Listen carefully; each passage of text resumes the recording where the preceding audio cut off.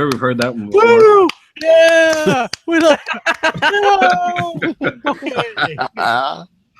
Welcome to Xbox Nation Podcast, the best podcast on Wednesday nights, and I aim to live up to that. Like every damn Wednesday, you guys are rocking out with us, and we've got a hell of a show planned. I literally have every single topic that you could imagine tonight, and we're probably going to get to about 5 of them. So yeah, stay tuned. And there's actually a lot of cool stuff to talk about. Literally, there's a lot of game stuff and things like that. So I do want to introduce everybody here. Well, let's see. She-Wolf. Yes, you would be the ranking member. Well, what's up? Well, we're here to talk hopefully games. Stay away from hardware, and I will be happy. And yeah, we've got a good amount of games to talk about tonight. Thankfully, there has been some stuff that came out recently, and so a lot of it will be game related. Just a little bit of hardware stuff and some maybe minor controversial stuff. But GKB not here, busy with work. So yeah, we introduce you first, and always glad to have you back. I only get to be first when he's not here. Wow. Yeah, I don't remember if I had if I had him on the show first or you, or maybe both at the same time. He did introduce you first on National Women's Day. Yeah, and then I got to listen to oh, it's Women's Day. Like, really? That's the only go first is because I was who's older, She-Wolf, you or GKB? Well, that's not fair. He's 10 years older than me. Oh, okay. Well, then there we go. That's not fair. That's not fair. Well, it's fair for right now, but we will move on to the man who does more content than anybody else on YouTube, Hellhammer. Yeah, I do a lot of content on YouTube. You should see all the videos I have. It's quite a few. You mean more like the videos awaits? Yeah. Video. Oh man, she's been digging on Hellhammer like all night so far. Like that's the second. I gotta pick on somebody. Yeah. I think your segment is called the Invisible Reviewer, something like that. Oh yes, it is.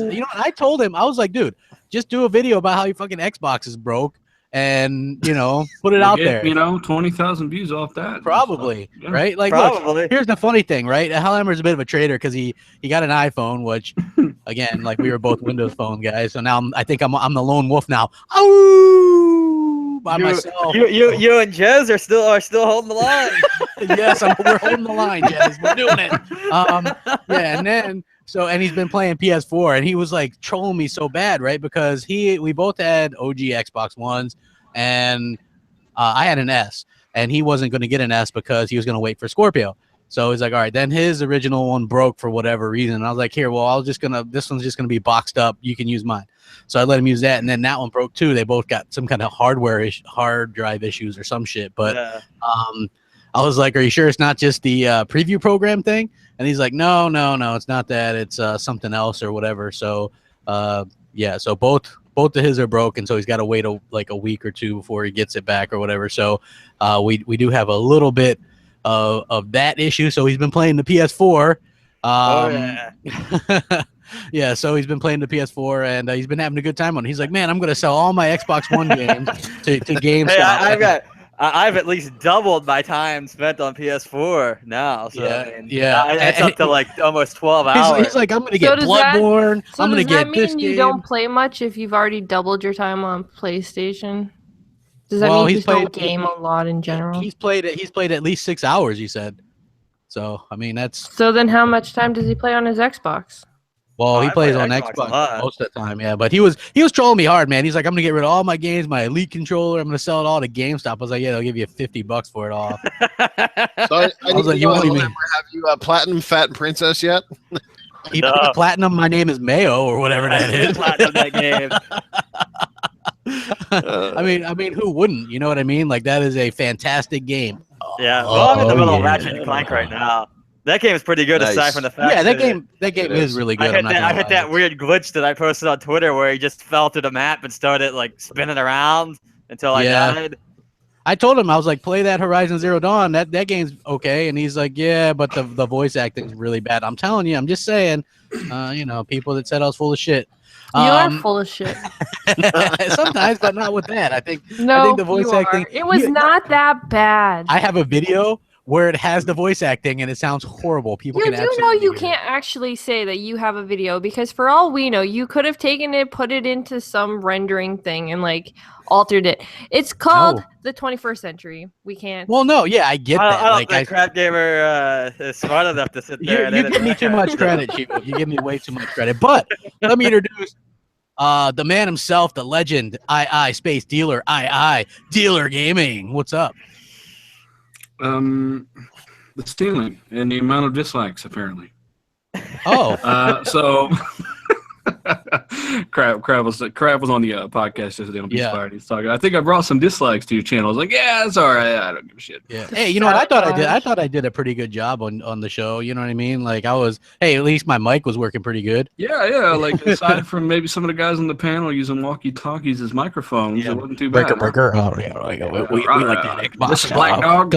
Come back at me. You got your ears on. You got your ears on over there. We like that Xbox. Yeah. Yeah. So it was a good show. Yeah, it definitely was. I'm like, were like short. They were like, I saw somebody in the chat box on here saying it was a short show, and I was like, well, I could have won as long as he wanted it to go, I guess. But yeah, we're not interested in making our ass cheeks go numb during a podcast all the time. Yeah, so, we saved that for Xbox Nation. Yeah, we saved ass cheek numb time for Xbox Nation. So yes, exactly. It was an hour 15. It was an hour 15. It's long enough. And I even got complaints about that link. So you can't really please everybody, right? So. Oh, I know. So why even try? As far as I'm concerned, it's pointless. That's what I've come to determine. So yes, I'm looking forward to the nice show, the best podcast on Wednesdays. Let's get into it. Yes, absolutely. But let me introduce the man, the myth, the legend, Noof, the Canadian mauler, Nukem. What's going on, people? It's always good to be here, Xbox Nation. Yes, indeed, the best place to be on a Wednesday evening. Got lots of great topics to get into here shortly, and apparently I'm living up to my name lately, Noof Nukem, because I don't know what the hell has been going through me, but I've been dropping some atomic bombs, and I may have one before the show is out, and I've been requested as well to that maybe Arnold or Cletus might show up. Who the hell knows? We never know who's going to show up. You got a lot of people around there. So, yeah, we're definitely looking forward to that. Thank you once again for joining us tonight, Noof. As always. I needed Arnold when I was playing the friggin' Prey demo when they're, like, running to the chopper. I was like, I need Noof to be in here right now with his Arnold. So I remember the first time I heard him do that. Make sure that you whack at the fucking paint can because it's probably a mimic. The first time I heard that was you guys did the Console Corner, a Halloween episode last year. And I think he was like, did you have a cam on and you had an Arnold Schwarzenegger mask? Yeah, I had the Arnold Schwarzenegger mask. Yeah, I was like, who's that doing Arnold Schwarzenegger? And they're like, it's Noof. And I was like, oh my gosh, it sounds so funny. And we were like, hey, let's get that on M&C. But yeah, so these intros like go on forever, huh? Anyway, it just goes on like that. Yeah, first Show's thing, over, folks. Intros are done. Yes, sorry about that. Darksiders 3 revealed. That kind of came as a surprise. It leaked from Amazon. I actually just bought they did the deal. You can get both the remasters for $20 on Xbox and I think PlayStation 4 as well. So I picked them up on Xbox just to get ready. It's like the Furies triple pack or whatever. And so I think that's pretty damn cool. And you know, there was a little bit of issues, people complaining that it was a female protagonist or whatever. But if you know the games, Fury was female in there, so it's her time to shine or whatever. I think so far what they showed on the IGN first, again, thankful that IGN actually does that IGN first stuff because they're like one of the only ones that does this anymore where they actually talk about games and like break game stories and stuff like that, even though it did leak earlier in the day. But to me, I think the game looks pretty damn cool. Let's just go around here and see what you guys think. What's the thoughts? Well, the fact that it's a female protagonist is actually pretty cool. And it seems like it kind of feels like the year of female protagonists because they seem to be doing it in a lot of games that are coming up lately. And, you know, she looks amazing. I could have done without the pink hair. But other than that, like the whole story of it seems like it's going to be really interesting. And I didn't really play the old ones, but watching like just the information that's been leaked for this, the images and all that, it's actually made me want to go and actually play the other ones to be prepared for when this one launches. So yeah, I mean, and again, they're on sale, so it's a really good time to. We already have them. Oh, do you? Yeah. Well, you know, it's funny, right? Like they did that Humble Bundle sale on PS4 a couple weeks ago. It was like you pay $15 and you get like 15 games or something. and both those remasters were in there. So I was like, it's PS4, but I'll get them. What the hell? But then when I seen that they were 20 for both on Xbox, so I got them there too, and I'll probably never play them on PS4. But hey, whatever. I think you support charity or something when you buy the Humble Bundles or whatever. Yeah. I mean, the game looks good. I mean, the first two are extremely good games. I mean, I remember the first one. The first one was actually kind of a sleeper hit for a little while because I remember hearing about it, but it didn't sell that well, and like it went out of print on the 360 pretty early on. So I paid like $25 for that game at GameStop used. Like, yeah, I mean, and so you were the one that was telling me earlier today on Twitter because you were like, hey, yeah, that's a pretty damn good deal. And shout out Foxy Deals because she was like, hey, that's she was the one that kind of. Yeah, I mean, they're great games. I haven't played the second one yet, but I actually will probably play that very soon now since I know the third one's coming out. Yeah. Dealer, what about you, man? It's coming out in 2018. So. 2018 sometime, right? Maybe spring? I don't know.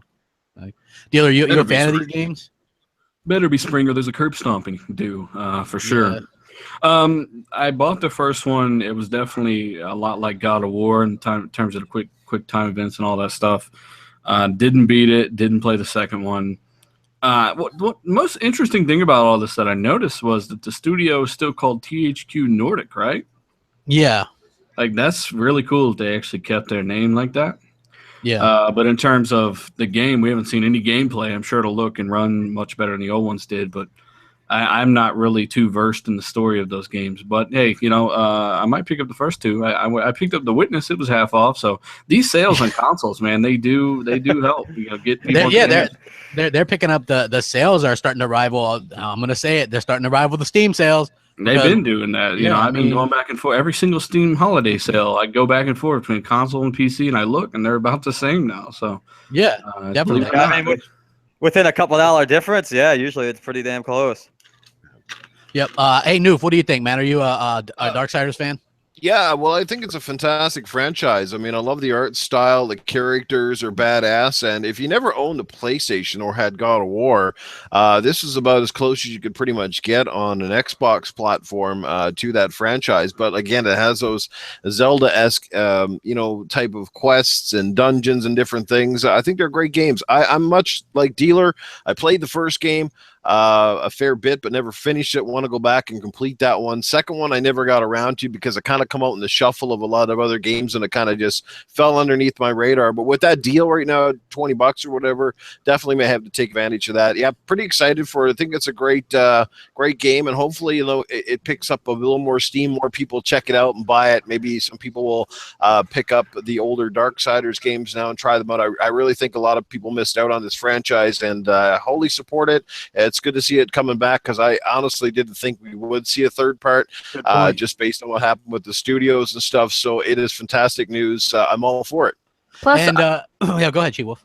I was just going to say, plus I would probably play the other two before this one anyways, because she is supposed to be like the sister of the Four Horsemen, which obviously makes her one of the Four Horsemen.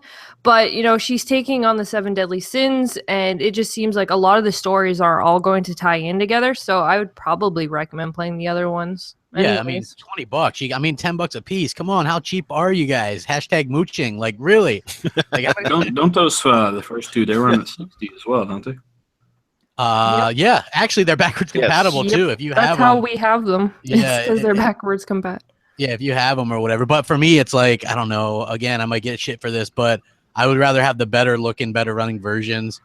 I don't know why you would get shit for it. That's why we bought the consoles we got. I know. Well, a lot of people are like, well, there is backwards compatibility, so that there is that option. But for me, like, I have never played BioShock. Well, I have played BioShock 1 now, but I had never played BioShock 1 or 2, and they were backwards compatible. And I was like, well, I'm going to maybe hold it out and wait for when the remasters came out, I bought that. You know what I mean? And people are like, well, you could have just played. So you did go through BioShock 1 and 2 with the remaster? I've been through 3. 3 was the first one I played and was my co-game of the year in 2013. I was like, this game's amazing. And now I'm about part way through the first one on the remaster, but it's in my backlog. It's like caught in the backlog from hell. I mean, the frame boost on these remasters alone is worth getting it over the back compared to me. Not to mention just everything else looks better, but 60 frames. Yeah. I mean, that's where it's at. Yeah. The original ones ran at about 30, right? 23. 63? No, Yeah. they didn't run. You know, they were what they were. They were good for the time. But the remaster of BioShock, I can say firsthand. I beat the first one, got 98% of the way, rescued all the little sisters in the second one, and then my save corrupted. I couldn't get it from the cloud, nothing. Yeah. So I will never beat BioShock 2 remastered. Those games, they look night and day, in my opinion. They run at 60 at the same time. That's the way you want to play BioShock if you haven't played them. Yeah, especially since that's a good point because a lot of the 360 games are hard coded at 30 frames, and so when they remaster them, they can up them to 60 or whatever. And I will say BioShock did have a frame rate locker in the option, so if you have it back compat, you can play it at 60. Yeah, it probably doesn't really hit 60 though, right? Yes, I saw it on Digital Foundry. It actually does run at 60 sometimes, but yeah, interesting. Get the remaster. That's the way to go. Yeah. Yeah, I mean they've been on sale for like $30. That's when I picked them up. Legendary. Some of the best games ever made. You know, they're worth it. I was going to say you're better off to go with the remasters anyways because majority of the remasters all hit sales, especially with spring sales, summer sales, fall sales, Christmas sales. They're all sales, buddy, and usually the remasters are always there for a good price. So might as well pick them up. At Ezio Collection, I'm looking at you. Definitely. Okay, so remember how everybody was like well, you were either pissed off or not, I guess, about the whole Call of Duty 4 remastered deal. Well, now it looks like that has been listed as a standalone release on July 20th. But get this, $39.99. That's ridiculous. I knew that was gonna happen. You were literally better though to go and buy the friggin' 2 games when it's on sale for the same price than go buy it just as standard. You're actually better off not buying any Activision products ever again. You know what the sad thing is? Give a shit about you if you do that long enough. The sad thing is though, is there'll be so many people out there who will just buy just a standalone version when you can get both games for like $10 more most of the time. Hey, I'm that guy, right? They tie the remaster to Infinite Warfare though, if you buy it that way. So you can never sell the Infinite Warfare disc or you'll lose the remaster. You need the disc to play it or you need a digital code to play it. It was genius move because they knew nobody was going to buy that game. I know, but it's anti-consumer as fuck. It is. You know what? Nobody calls out anybody for anti-consumer stuff unless your name is Microsoft. Then you get called out every day, all day, every day. And it's absolutely ridiculous. But $39.99, like, I mean, like, and look, here's the thing, right? Like, people that were like, I told you they'd release a standalone crap. I win. And I'm like, bitch, $40. You didn't win shit. You're paying $40 for that. If you think about it, look at Nintendo. They fucking charge us all full price for Super Mario Kart Deluxe 8. I mean, it's basically just a rehash of the Wii U version, which came out a couple years ago. And like everybody is going bunkers for that too. So yeah, Nintendo and Activision, they seem to have the no bitch slap fucking mode upside their head. Yeah, and that's what happens all the time with both of them, right? Like Nintendo and Activision both release games basically. And upcharge for an old game. Activision is definitely far more guilty. Like flat out ports that run like dog shit, and they charge the price. Hey, you guys want to know what a pet peeve of mine is? When we have like 400 and some viewers and like only 100 and some likes, and then people are like, "Hey, I'm too good to like somebody's video because you know it's not like they take their time out to do these for us or anything, and we don't owe them anything, and all it would do is take us a second to hit the like button." And hit the damn like button, god damn it! I swear. Are you trying to say you want everyone to hit the like button? Yeah, like seriously, you would think that like it's like pulling teeth, right? It's like here we are putting on a fantastic show. I got like Dealer Gaming here, I got She-Wolf here, I got Nukem here, I got Hellhammer. Like these are big name people, and like give me a little bit of appreciation. You know, there's like 7 people in the audience who are like, "What the fuck's a like button?" There's a damn like button. There's a thumbs up. Come on, we must not be as popular as you think. No, you guys are all popular. You're stars. They're all bums, Rock. They're all bums. You're gonna eat lightning. You're gonna crap thunder. Yeah. So anyway, Noof, what do you think about this $39.99 standalone? Hey, man, it's Activision, and they love ripping people off. What can I tell you? They've been doing it for years, getting away with it, and they're pretty damn good at it. And because it is COD, that thing is licensed to print money. I agree with She-Wolf. You're better off just picking it up with the other game, having a 2-for-1, maybe wait till it goes on sale. $40 seems like a lot, but we knew it was coming. Like, everybody knew they were going to release this game eventually. It was just a matter of time, and I'm sure it'll still sell quite well on its own. What can I say? kind of steer clear, but they won't, and Activision will continue course. So they made a bunch of money initially off of it, and now they'll make even more money selling it standalone. I mean, well, yeah, because think about it. You have the people who went and bought the original Infinite Warfare because they were like, there will never be a standalone. They even came out and said they won't sell it, yada, yada, yada. And then, so of course, people were like, well, then I guess I'm forced to buy this because I really want that game. But then to turn around and come out now and say, hey, there's a standalone. I can see people actually spend money again and then sell their Infinite Warfare just to be able to have just the standalone because of the case and so on and so forth. So Activision knows what they're doing. And for, the price, I think that's ridiculous. It should have been $19.99. But hey, again, it's my big question is, we know that they're charging for the separate DLC now for the game that came with Infinite Warfare. So will they charge the people who pay $40 for the game? You gotta pay $15 for DLC. Like, what I'm wondering. Here's the deal. Call of Duty World War II looks phenomenal, right? Yeah. That's the first Call of Duty, as I said on Twitter, that I think I'll pick up since Modern Warfare 3. How many years ago? I don't know, 8. That's the first one I'm going to buy, brand new, because it looks good and it looks like they're taking a realistic approach. But at the same time, you still want to curb stomp Activision because of these practices. It's not excusable. And the fact that they said they weren't going to sell it, gotcha, bitch. That's what they do all the time. It's just crazy. It's nuts. If they're not voted worst company in America this year, like EA were several times in a row, then I don't see what the fuck's wrong with people. I mean, it is kind of a cash grab because they said it wouldn't be, and now here it is. It looks like it is, and not only that, but for $40, like I get that it's better than a standard remaster. But I mean, damn, $40. I mean, it's the definition of a remaster. Yeah. The bar's just kind of been set low by other people, Yeah, because set low by Activision themselves. Just look at those damn ports. Those are ports, not remasters. Yeah, well, they market them as remasters. Those damn Marvel Ultimate Alliance games with those chunky. It's like a flip book, man. Like me and Hellheimer were playing through that the other day. I mean, it's still okay game, but like it chugs along. What's even funnier about that is right, like they're like remaster or whatever, and then when people are talking, like the little background image that comes up with the text, it looks like a very poorly photoshopped in image. Yeah, it looks like a PNG file that they didn't clip all the way around the edges. So yeah, it's like it is weird. It looks weird like that. So anyway, I think that's weird.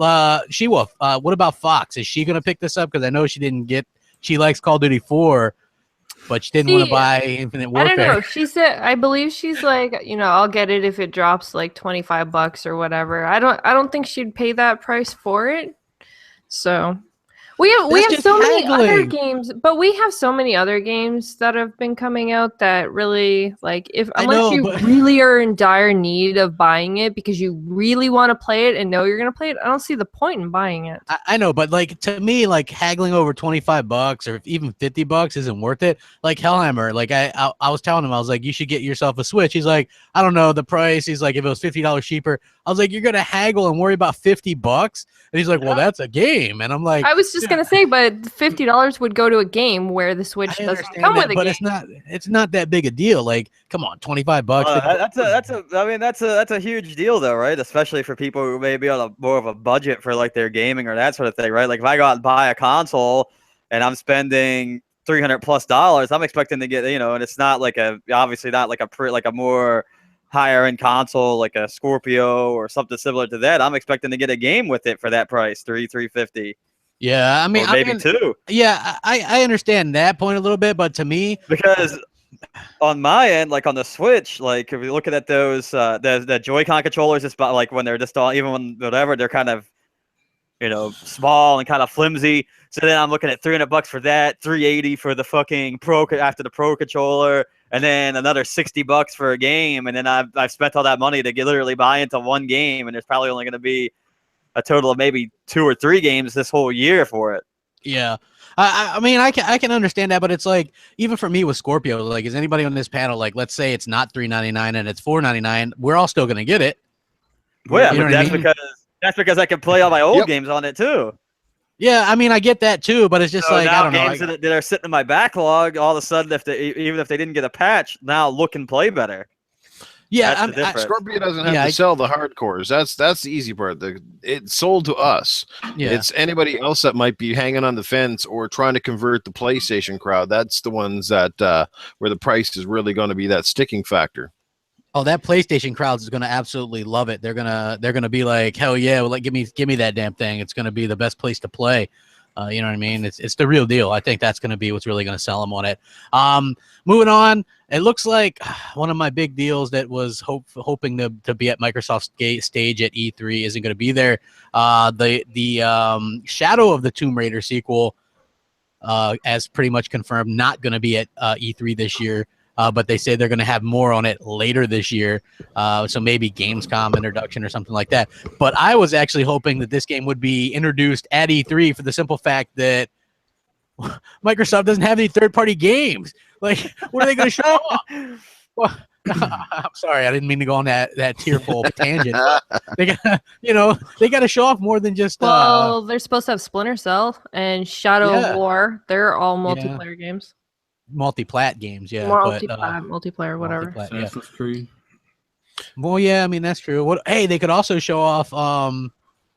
Let's see, what the hell is that other game that I don't know. Plus, if Bethesda releases the game that True that. they've been hinting at, that's probably going to be on Microsoft stage, only because of the fact that we've seen a lot in, the past where Bethesda tends to show their games on Microsoft stage.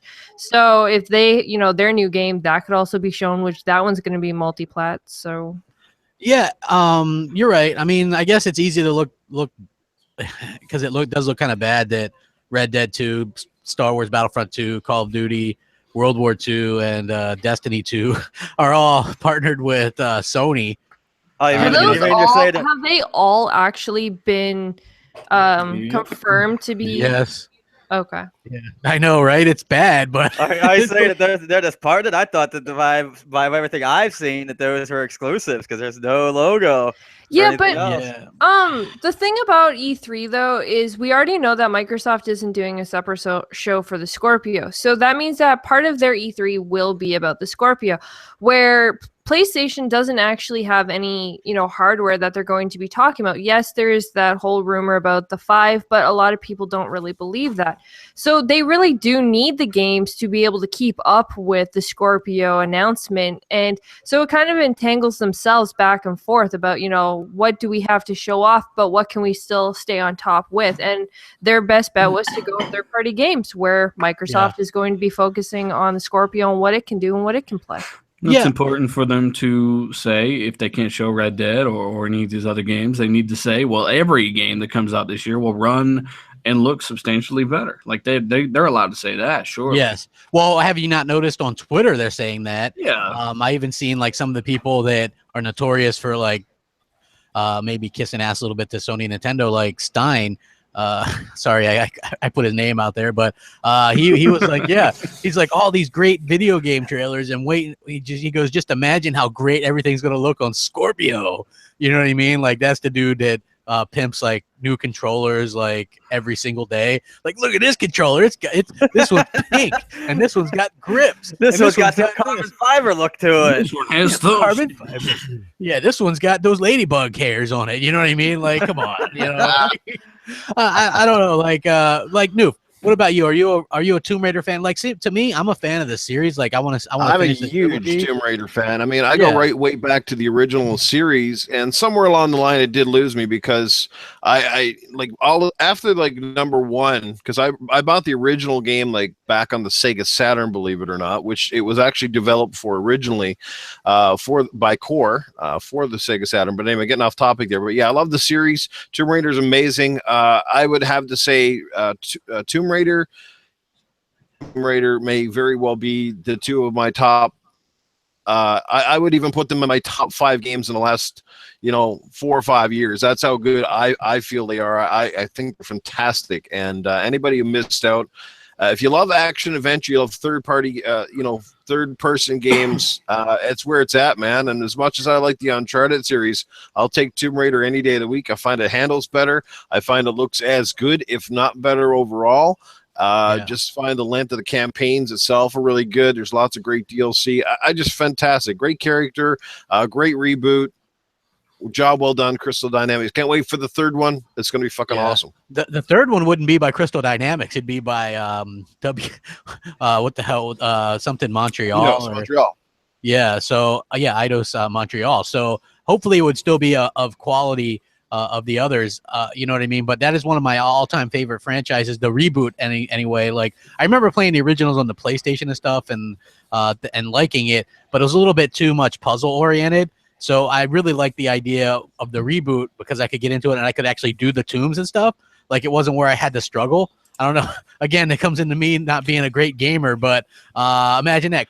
You're crap. But yeah. Well, the fact that for the first time in a long time, when she finally did the reboot, she didn't handle like a fucking Abrams battle tank. I mean, that was always I just want to take a moment and say somebody actually bought a Sega Saturn at some point.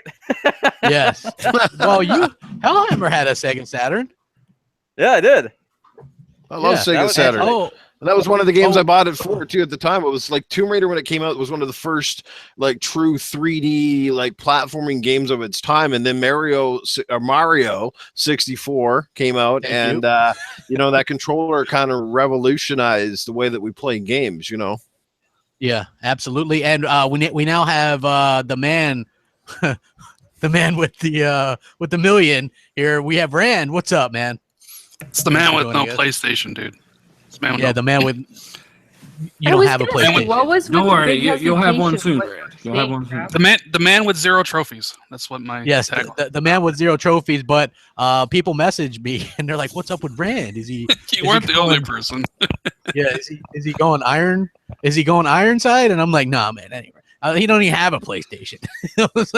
I heard he was just going to go trade all his Xbox stuff in now and go buy a PlayStation. He's not going to give up 1 million+ gamer score to go play on PlayStation. That shit ain't happening. But they probably sponsor him. They'd be like, man, the person leaves Xbox just with 1 million gamer score to play PlayStation. If you didn't hear, Jez Corden today, he outed me, dude. Like I'm on Sony's payroll for the last 12 years. Shuya Yoshida's been paying me under the table to $29 a month. Yeah, he's been paying me to convert Xbox fans to PlayStation fans. And damn, it's all up, dude. It's all been a work. Up. Yeah, it's all. I mean, you can't undercut. You did overreact, buddy. We got to get to that. Oh, okay. So hold on. So those that don't know, like this is pretty much one of the reasons why I invited Rand on.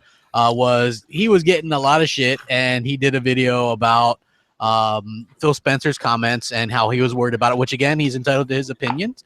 Because Phil Spencer said, made it seem like, that they weren't as much interested in single player games, although he never said they were gonna like outright ditch them or anything like that. But a lot of places ran with it sort of like that. And I mean, then he went back and corrected himself and stuff like that. But like, Rand, what is your thoughts like right now? Where do you stand on this?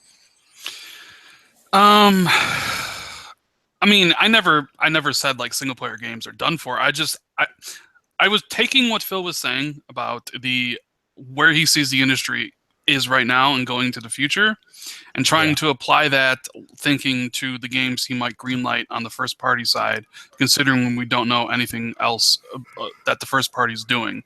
And I didn't think it was that much of a stretch to assume, since Rise, Sunset Overdrive, and all the new IP single-player focused games that they came out with early in their gen failed, every single one of them, besides Ori. I didn't think it was that much of a stretch to say, hey, I don't think Phil's gonna fund games like that anymore. If he sees Sea of Thieves and like State of Decay type games, heavily co-op focused, heavily microtransactions, heavily games as a service, with engagement lasting months, if not years, rather than a month. Yeah, I didn't think it was out of the realm of possibility that would be the direction that they would move going forward. I wouldn't say that Rise or Sunset Overdrive failed. I mean, you think about it. Rise was a launch title, did well over 1 million. Sunset Overdrive came out around 13 million X1s and did over 1 million. That's not failing. I mean, they both failed, and so did Gears 4. They all failed. No, I don't buy that. I mean, you think Gears 4 is confirmed already at around over 2 million physical in North America. I don't know anyone who bought that physically. All digital. I bought it physically. Boom. There you go. Okay, there you go. Nukem bought it. You're Canadian, though. There are things that I know and things that I hear, and one of the things I know is Gears 4 underperformed spectacularly. Are they going to make another What are they Gears? expecting, like 10 million? I mean, Oh, I mean, I don't know the exact sales numbers. I'm just saying 'cause they don't perform. I think it's around 3.5 to 4. I mean, I don't see why the fuck that would be a fail. That's stupid. I mean, if it's 3 million and they expected 8, Yeah. then Well, they should know better. Do you think that they were expecting that high of I mean, look, before Gears, I remember everybody was like, Gears is the new face of Xbox. It's going to be great. It's the new face. I remember Next Gen saying that over and over. It's going to sell better than Halo. Halo's a fad, and Halo's day is done, and all this stuff. Now we know that's not true because Halo again is still selling. It's like in the top 15 again in the UK. But as far as Gears, I think the fact that they didn't say any numbers at all is probably a good sign that it didn't do as well as they thought. But they're definitely going to do a Gears 6. I mean, well, of course they're going to do a Gears 5. That's why they built the studio in the first place. All right, look like this. If they don't make Gears, then Coalition has no reason to exist. So of course they're going to make Gears. Otherwise, they might as well shut the studio Gears down. games, right? They're signed for 2 more Gears games, right? I mean, I don't know how many they're a signed trilogy. for. The end of Gears 4 is clearly hinting at, you know, at the future, or whatever. Like if you guys, I mean, I don't want to spoil it, but. To be fair though, Crap, I did say in the video that I would love to be 100% wrong on everything. Like, nothing would please me more than to, you know, Phil get up there and show off 2 new AAA single player focused IPs. I'd be like, cool, I was wrong. Great. I'm wrong all the time about stuff. So just file that in the cabinet of being wrong once more. Well, here's the thing, right? I did a video today because, like, as you guys know, like, he was asked a couple days ago about single player games, and somebody asked him on Twitter, is there any unannounced single player games, you know, coming to Xbox One? And he said yes. I mean, he didn't elaborate on it, but he said yes. And, you know, like I did the video, and then the video was up, and then I'm thinking about it today. And, you know, I was thinking, you know, it's a single player game, Ori 2. You know what I mean? Like, I'm like, okay, I mean, you know what's also a single player game? Forza Motorsport 7. Forza Motorsport 7, I guess. But you know what else is a single-player game? Halo 6, Gears of War 4. Like, that's the thing. Like, these service-based games are also multiplayer games. You know, they can mesh the two together, and that's what they've been doing. And if Phil and them are not just simply asking some of these studios, hey, what do you want to make? What have you wanted to make? What are you passionate about? Go and make it. If they're not doing that, then, you know, it's always worse when you try to force something. If you're trying to force a multiplayer game for just to get it to kind of make more money and be around for a longer time, it's not going to be the product that team could have made at their best. Yeah. So they got to allow them that freedom for sure. Well, Ram, real quick, what is your thoughts of, because I know you're one of those like me, like temper the E3 expectation, and I think Dealer as well, temper the E3 expectations, because I think we pretty much all are of the same idea that the only things we're going to hear about at E3 are things for the most part that we know about. Maybe Fable. Which by who though? Yeah, I mean that's a good damn question. That's a good question. That's the problem. Like when you look at the scenario of what games could show up and for the future, because that's what I did in the video. I was like, you know, if you could point to each one of Microsoft Studios and you know exactly what they're working on. This isn't, you know, it's not rocket science. Now, of course, the counter argument can be made like, well, 343, yes, they're working on Halo 6, but they also might be working on a spin-off lot game. Or Coalition just doesn't have to be making Gears 5. They could be making something else. And while those statements are true, I just look at the history of Microsoft Game Studio and those studios in themselves, and history doesn't bode well for them developing 2 projects at the same time. Yeah. So it's like, while it may be true, I don't think it's probable, right? You know, one of the studios that used to do that was Lionhead, and they were notorious for getting their second projects canceled. Right. Like, I mean, seriously, like a lot of people don't know that, right? Because they made like the Fable games, and then the last Fable game was canceled, but they had a bunch of games canceled. Like they were making multiple games at various times aside from Fable, and they all got canceled. Not one of them came out. Yeah, they couldn't get Fable 3 out on time. You know, they didn't have enough time for that. And Rare actually have 200 more people working on something else besides Sea of Thieves as well. Yeah. Well, do you think, I mean, yeah, they could do something like that. One second, though. Someone in chat, a guy who trolls me all the time, says, I don't know Jack. I'm going to ask you, do you think I know stuff? Haven't I passed you info that has turned out to be correct? Listen, I'll say this, all right? Like, Rand knows stuff. everybody talk. You know what I mean? Like Rand gets stuff. I get stuff. Dealer get. Everybody gets stuff. Rand. I don't You get know, stuff. No, well, that's not true. That's not true. Well, if I've sent you stuff and you're just not interested, you're just like, I'll pass What it is on. this, You send GK. I got you toenails to sent me clip. Leave me stuff to alone. send to GKB, if that Yeah. counts. Hey, but get I was stuff like, hey, look at from the this. store. Yeah, Look. yeah. Rand legitimately does get stuff, and he Yes. gets in with people. He you know, Yes. it's really cool. And, Hey, and look, Rand, don't pay if you- attention to those fuckers. You're never gonna win. with them. You know, he trolled me about Halo in my own chat. I need to ban him from my channel. That's what I probably should do. Yeah, I mean, look, but no. Here's the thing, the trolls, they're just as welcome, man. Like a thumb up, a thumb down, whatever. It's all good, you know. Like it doesn't matter. It's like you're there. If they're coming by, then they're probably a fan, even if they pretend like they're not a fan or whatever. So, but yeah, Rand knows stuff. Me and him will bounce ideas or things off his head and off each other, and he'll go, and I'll say, well, you know, I heard this, and he'll go, yeah, that's not what I heard. You know what I mean? Or you know, or something like that. I'll be like, hey, Rand, take a look at this. You know, the only problem is when Crapgamer is a source, that doesn't really go over that well. So a lot of times I am listed as a trusted source and not listed by name on things. So keep that in mind, folks. You Get know, that Crapgamer is right shirt. yeah, exactly. That's what I'm saying. But like I think we're gonna see some single player stuff, like what Dealer was saying. We're gonna see like the Halo. Did you almost confirm that there might be a Lock spinoff, Rand? No. I don't Oh, know. okay. I don't know Hopefully what's not. going on at 343. I'm just saying, people have said to me, well, they could be working on 2 games. And it's like, well, yeah, they very well could be. 343, I think, might be one of, if not the biggest Microsoft Studios studio. But I don't, Yeah. their history doesn't show that they would be working on multiple projects and release them. Like, they might have been before, but they never see the light of day. It's been Halo 4, it's been Halo 5, assumingly Halo 6, Master Chief Collection, from what I've been told. 343 virtually had nothing to do with It was that Saber game. Interactive, Certain Affinity. Yeah. Yeah, it was those groups. It had nothing to do. Like they get their name on there or whatever, which they probably wish they didn't. Well, they're the one that took the fall for the game, basically, because Yeah. they're the studio. But so when you look at all these like things, it's like, okay, what do you think's going to happen at E3? It's like, well, there's going to be a bunch of third-party games. You know, Yeah. some of the Ubisoft ones. I've heard Assassin's Creed Empires has a marketing deal with Microsoft, and they'll be on stage with Xbox. So there you go. I heard Splinter Cell will most likely be there.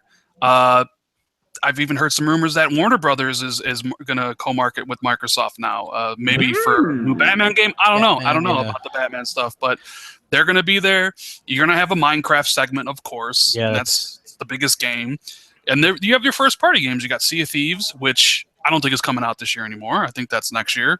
Yeah, makes sense. You'll also have the indie reel type segment I know that they do. Yep, I know that's definitely happening.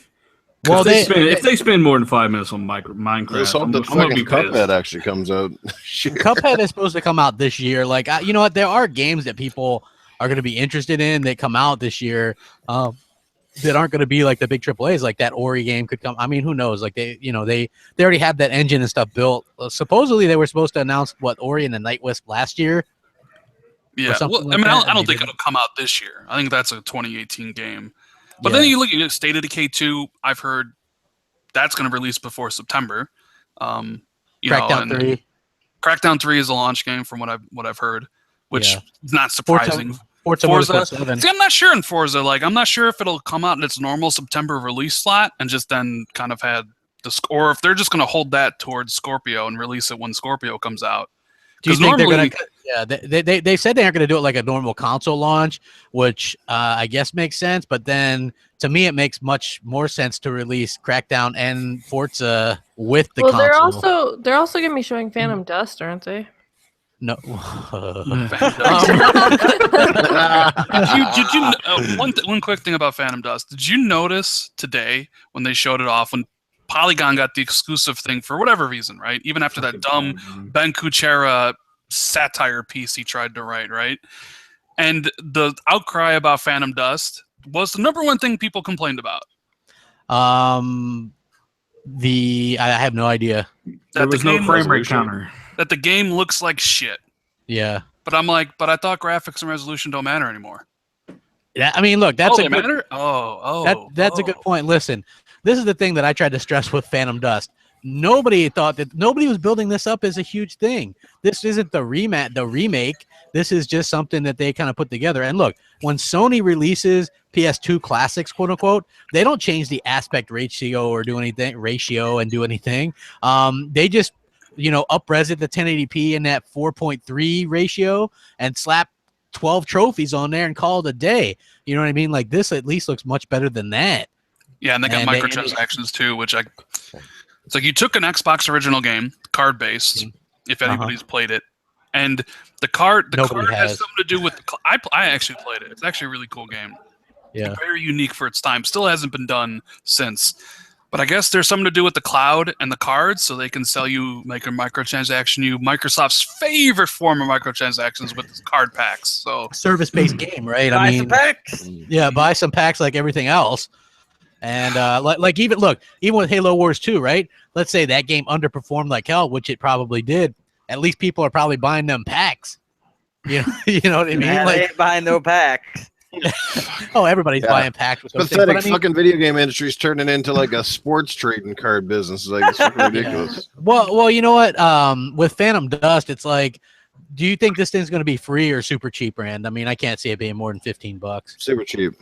It's got to be super cheap. There's no way they charge. What was Voodoo Vince was 15, right? Voodoo was 15, but that looks. No. I mean, yeah. That game's super fun. I know I'm going to get shit for that. It's super fun. It's a cool game. Assuming, yeah, I like it. Right, I'm hoping that they make a sequel. I thought that the humor was funny in it. The art style really held up with it and made it look pretty good, like a Pixar type quality. The music in it's funny. I enjoyed it, and I'm not big. I died a lot on it. Anybody that follows me on Xbox Live can see that I was doing. I was taking these videos where I would die like 3 quick times in a row, and it like does this little whomp every time you die. Like, yeah, my platforming skills. I hear that are all awful. day when your TV's cranked up and you're playing. Yeah, it's bad. But I love the game. Like, I never hyped that up as being a big thing though. Same thing with Phantom Dust. Nobody on the Xbox side was going, Phantom Dust, man, that's gonna be great. You know what I'm saying? It's like not a remake of the original, So I mean, it's just a re-release, really, with like with some up-res stuff or whatever. But it's just kind of like a little bonus thing as far as I'm concerned. I don't know. I just but real quick, what is your guys' thoughts on Phil's comments about Fable? He said the franchise, there's a lot of places it could go. And here's the thing with Phil. He's a little bit more transparent than people give him credit for. Like, when you ask him about a baseball game, he's like, yeah, we'd fully support one if a third party did it. Hey, are you working on Mech Assault? No, not right now, but it's a great franchise. We'd love to revisit that in the future. Are you working on Crimson Skies? No, but I love that franchise. Good IP. But when somebody asks him about Fable, he's like, you know what? We love the franchise. There's a lot of places it can go. You know what I'm saying? He didn't say no. So I'm like, hey, that gives you hope, because I had heard that we might get somebody breaking glass. Well, I'm not breaking hands, okay, so that's a good thing. Anyway, so what is your guys' thoughts on that? I mean, because I had been hearing for a long time now that we'll get some kind of teaser for Fable. Like, that's going to be kind of their megaton. I know people don't like it when I use that word. Same thing with WoW in videos. I'm well aware. I remember that town, Megaton. I blew it off the map.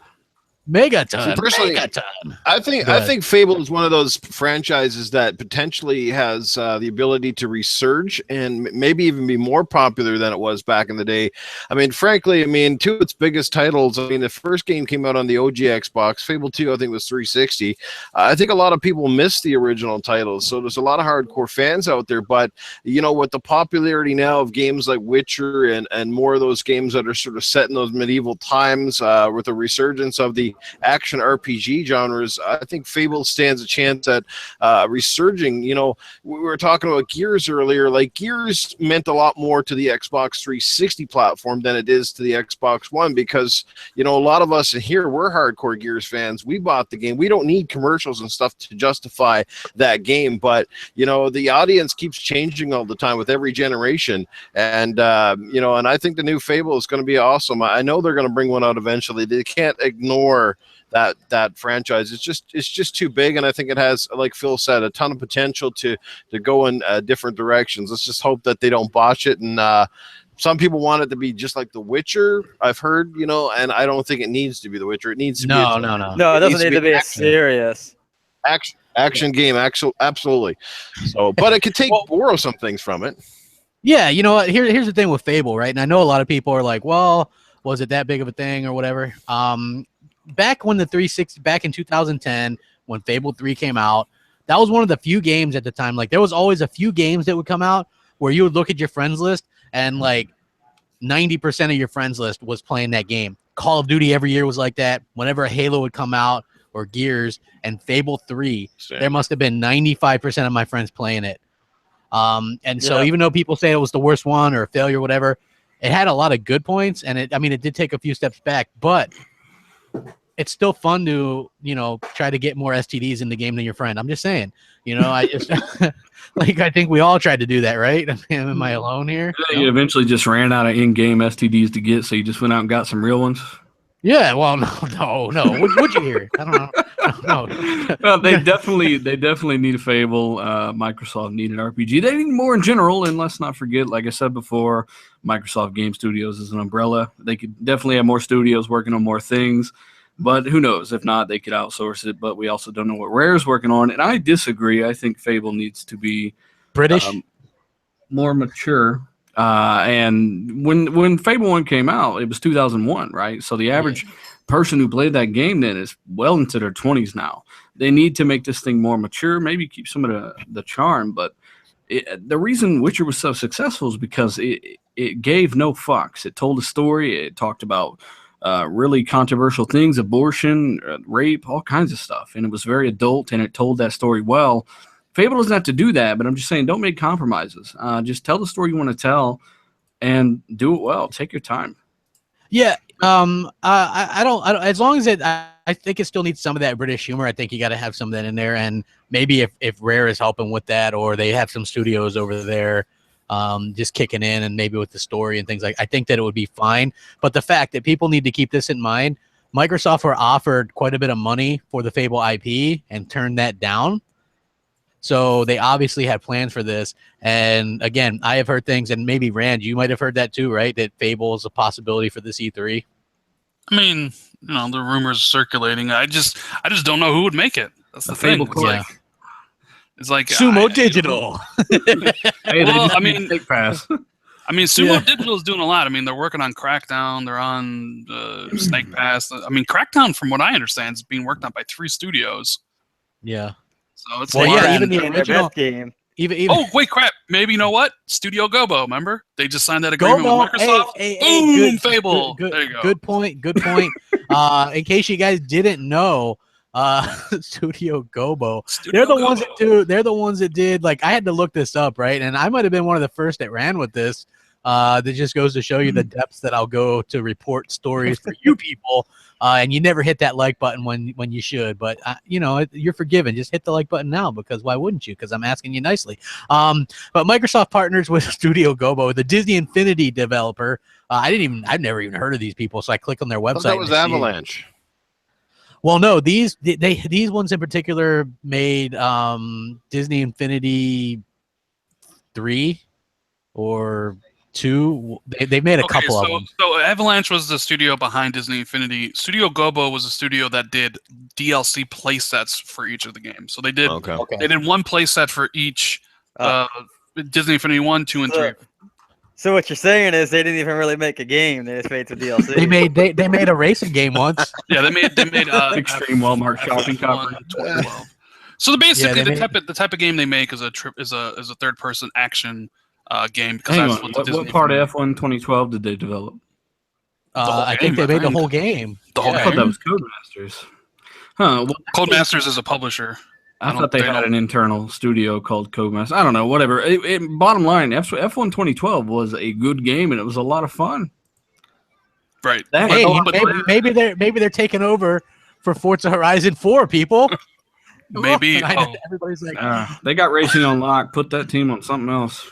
Yeah, you know what? Like they have experience with open world Maybe it could be something open world. Maybe they're going to bring back that Master Chief Mega Bloks game. Maybe there's a lot of good reception for that. And Phil's like, let's do it. And he greenlit it. No, I don't know. Yeah, Well, shut up, Hellhammer. There's 2 different job listings on their website, by the way, for 2 For different what? games for Studio Gobo. Now, Jez was telling me that in the same day they entered into the partnership with Xbox, they also entered in an exclusive partnership with Ubisoft. Huh. So I was just gonna say that they're also with Ubisoft. So So hell, let me find it. I'll read you what the 2 games they're supposedly working on. Let me see if I can find this. One is a free-to-play game, so there's that, right? What is the other one? Here we go. So on their website, they list they're hiring for a third-person AAA character action console game, and also an exciting free-to-play product based on a globally recognized IP for a major publisher. Fuck it. That one better not be Microsoft. Yep, the free to play one's Microsoft. Fuck that. Exciting, free to play. Oh, those 2 words. Lock it in. No, they're not going to be working on that, right? Lock Free to it play in. Mega Bloks Halo game. Yeah, I would rather play Mega Bloks. It's free to play Mega Bloks. Halo. What it is, you pay for each Fuck all that. level. We need some goddamn mature shit. Look, maybe it's the other one, Rand. I mean, wouldn't you bet that would be the other one, not a free-to-play? Shut up, Hellhammer. I mean, I would want it to be a third-person AAA character action console game because that sounds pretty cool. But like a free-to-play product based on a globally recognized IP for a major publisher does not sound cool. I don't know. Yeah. Sounds like something Microsoft would be in for. That's probably the Microsoft one because globally recognized, That could Yep, that would be go. Ubisoft. That might be Ubisoft, right? I mean, think about it. Ubisoft has we figured it out right here. Hellhammer said it. Halo Mega Bloks free to play. Boom, done. Lock it in. Yeah. It's got cards you can open up. You can play it for free. Jesus. There you go. Well, I'll at least give them credit though. They at least did, some of the cool features for Disney Infinity. Like they did the Star Wars one, they did the Guardians of the Galaxy one, they did Pirates of the Caribbean. So at least they did, some of the well-known names that we all know. Yeah, I mean, again, I think we're running out of developers for Microsoft to work with at this point. Like Studio Gobo, Megaton. You know what I mean? Like that's like the worst name for a studio. I know. The one thing, as silly as some of those ideas or game concepts might sound to some people, it is those games that are almost bona fide hits. Like the Halo franchise is to the point now where it's a global brand. It's stemmed into clothing. It's in toys, et cetera, et cetera.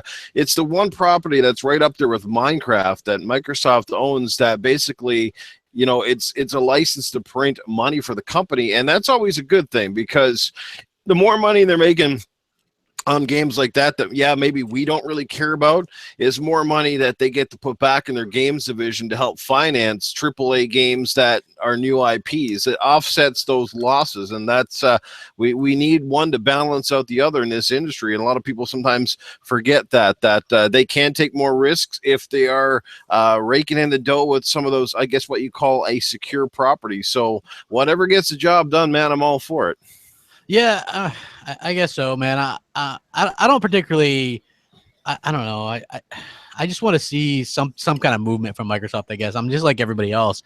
I want to see some stuff, but I know that we're probably not gonna see a bunch of stuff at E3. So you're not excited from Microsoft working with third-party developers like Crytek, Insomniac, and Remedy for their games to go and to work with Studio Gobo? Yeah, I mean that doesn't. Studio Gobo. I mean, look. Hey, so 505 Games, they signed a publishing deal with Remedy. That's got to be great, right? I mean, that's So that their next game apparently is going to be published by 505 Games, who have done some really terrible games. Yeah. I mean, what's your go ahead, Rand. Did you see how much capital they gave them? How much the money they gave them for that investment to get that game to be the publisher? It's mind blowing to me. How much did they give them? £8 million to be the publisher. How much That's is not that? that much, though, is it? Exactly. So you're telling me Microsoft didn't want to work with them, neither did Sony, neither did any of the other huge publishers, that the only one that would is 505 Games, which pretty much makes and publishes dog shit for the most part. Yeah. And they were the publisher for a measly £8 million. Well, Remedy has never been a money printing machine, so.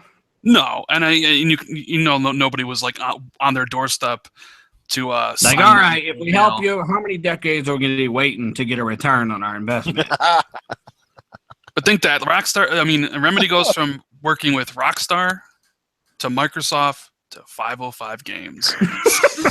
Mighty have fallen. Well, look, here's the thing, right?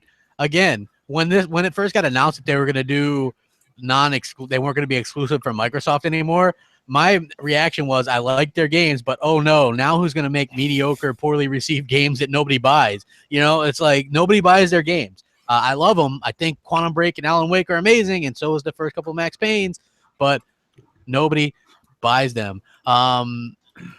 Hey, I just got past this this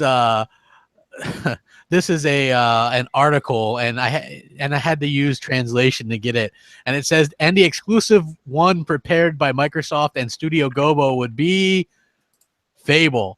Oh, wait, we just broke that news on Xbox Nation 10 minutes ago. Hold on. It says, recently we were announcing that it's hard to read because it's all jumbled up. It's all broken English. Yes. Recently we were announcing that Studio Gobo had announced 2 collaborations. The first with Ubisoft, the second, perhaps most important for us, with Microsoft Game Studios, and a large-scale franchise framed in a AAA project. So seeing the panorama, his partner Mariana Fuertes, and a server, we spent hours researching and tracking information to bring you what could be a sketch of what the 2 companies are up to. The material for the article has been built based on 17 job postings and the histories of more than 50 employees at the company, including social networks and professional profiles. We know that it's a AAA game project, and among the graphic engines chosen would be Unity 3D and Unreal Engine 4, thanks to the profile work of Peter Hansen. This work has been on the move for more than a year and a half, and has been beginning this year, just after the announcement of the cancellation of Scalebound, when it has accelerated its production, expanded in volume of personnel. The studio has rescued several former workers from Lionhead Studios, such as Luis Miguel Herrera and Steve Malpass, of course. But they have not been the only signings they have made earlier this year, and generally knowing that Guilford is mine in these manners, there are 22 cans, the creative assembly, and more. The next paragraph is the more interesting one. Yeah, it is a third-person action game. They require personnel with combat experience and combat techniques. They need personnel with experience in raising levels. Look for a level designer who has experience in but you skipped the part. mapping. You skipped the part. Oh, the type of game points to a multiplayer RPG and free-to-play. The job offers free-to-play. Coincide with several. They couldn't make. I don't think they would make Fable. They wouldn't fuck with Fable Legends. Oh man, here we go. I think that makes perfect fucking sense. Was this person listening to our podcast when we were just talking about this and wrote an article? I don't know. This is from hours ago, and it's like in a different language. So did this person listen to the podcast, build a time machine, go back and write an article? Probably. Hey, but just to be fair, I didn't see this before we did the show. Tim Dog passed this to me in a DM, so I'm not really sure what the deal is, but it is interesting because we were just talking about this, how it kind of makes sense. I didn't know that they had some formal Lionhead people, but I don't see them going the free-to-play route with a Fable game again. Do you? We don't even know if this is Fable. And yeah, I mean, look, it is important to remember that Studio Gobo, they did work on F1 2012. They really did do that game. That game was really well received, and it was a really good game. So I'm not, the name puts me off. They need to change that damn studio name. But you mean you don't want to start up Fable and have it be like Studio Gobo before the Fable screen? Yeah, like I don't know, but F1 2012 was really good. F1 2012 was one of the best ones. And they did a good job on that if they did develop that by themselves. That's what it says. It says that they were the developers of it. So, yeah. Oh, Tim Dog shouted me out. He's like, hey, Fable speculation rampant in article. I think someone's meant, let's see, P3 commented on Fable made me think of Crapgamer. You know what? I got a lot of shit when I did a video earlier this week on Phil's comments because I was, again, busting my ass, doing a video saying, hey, Phil commented. He didn't say no, and he usually just says no to things, right? And he just says there's a lot of places he can go, and never fucking said no. So I did a video. Yeah, exactly. And I was like, you know what? So okay. So I made the video like, could we see it on Scorpio? ?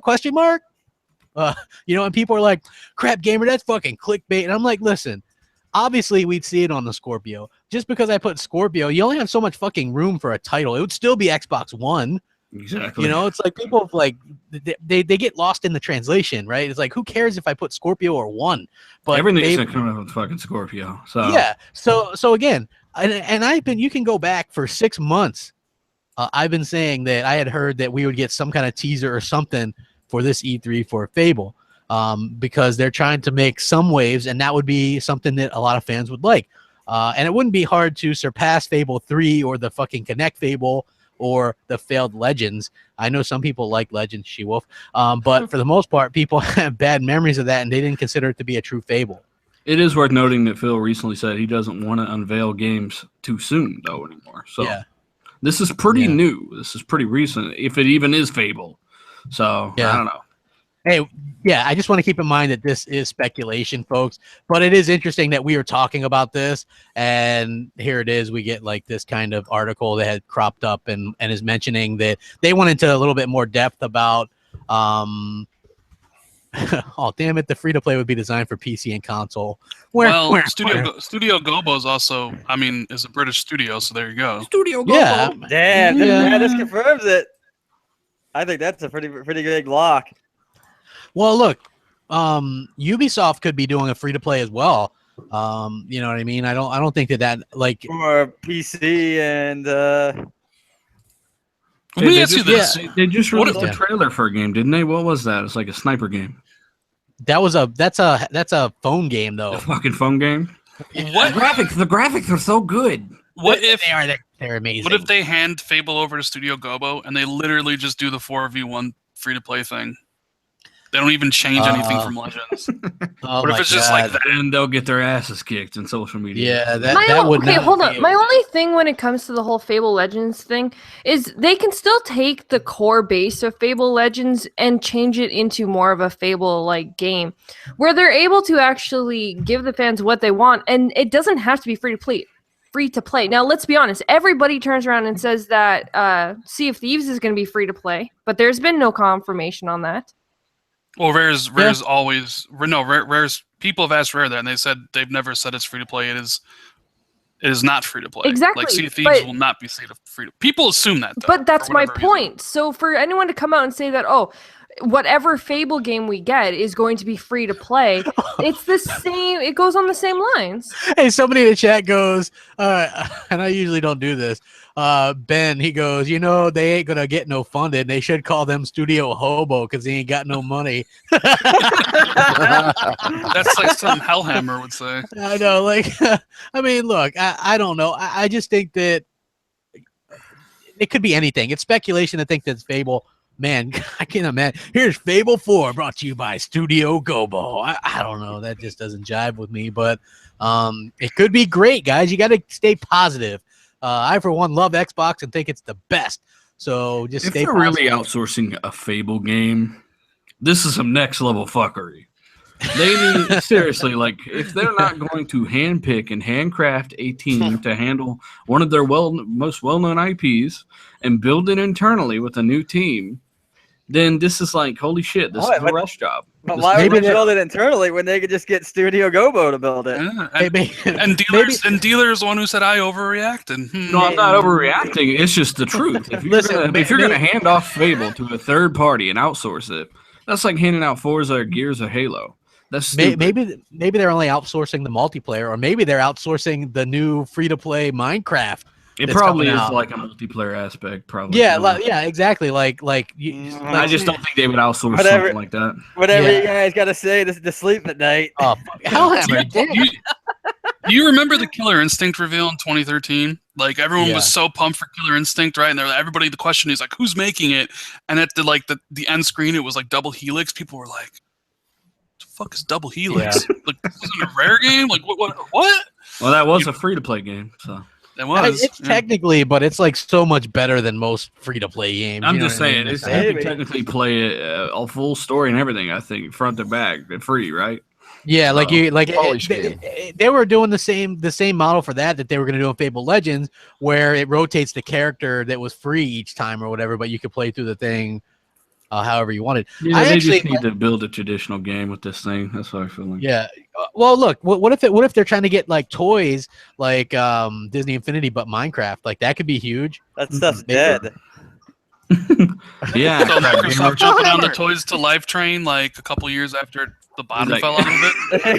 That sounds about right for Microsoft. That sounds about right. They're like announcing this great new thing, Toys to Life. You can bring them to skate them on this little pad, and they come to life in your game. Hey, you want to get a Master Chief doll? $40. Yeah. What they could do is they can make the announcement for Toys to Life and then play the little the Voodoo Vince dying sound. Dude, Studio Go, you have a playset and you have to buy the characters that come in the thing, and then you put it on the portal and you play Fable with it. Oh, dude, come on! I can't wait. Yeah. It's amazing. Jesus Christ. It's almost as good as when introducing Xbox Scorpio, the Xbox One Prime. Come on, that's just roll out. Oh my god! Look, at that point, I don't know. I have to. They're like introducing the Xbox One Prime. If they are going to buy your Toys to Life, they're going to outsource the next Fable game, and it's a full-on AAA. My faith is being wavered here. That's what I'm saying. Well, again, like this is what I would say. To me, it sounds like that they would maybe handle the multiplayer aspect, because maybe they're trying to get this game out by next year sometime. Or they could just let the regular team that knows the game best do it and take longer and just make a full product the highest quality possible. Well, no, Microsoft ain't about that life, bro. Yeah. That's silly, right? I know that's loser talk. They're in it to win it. We've all heard that before. They do get games out like clockwork a lot of times with a lot of their We figured out the 3 new announcements at this year's E3 for Microsoft: Halo 6, Ori 2, and Fable by Studio Gobo. Studio Gobo production. Well, no, like that's legit. Probably something that's going to happen. I mean, we're definitely going to see a Halo Platinum. They're going to show up with a new RoboCop game. You know what? I watched.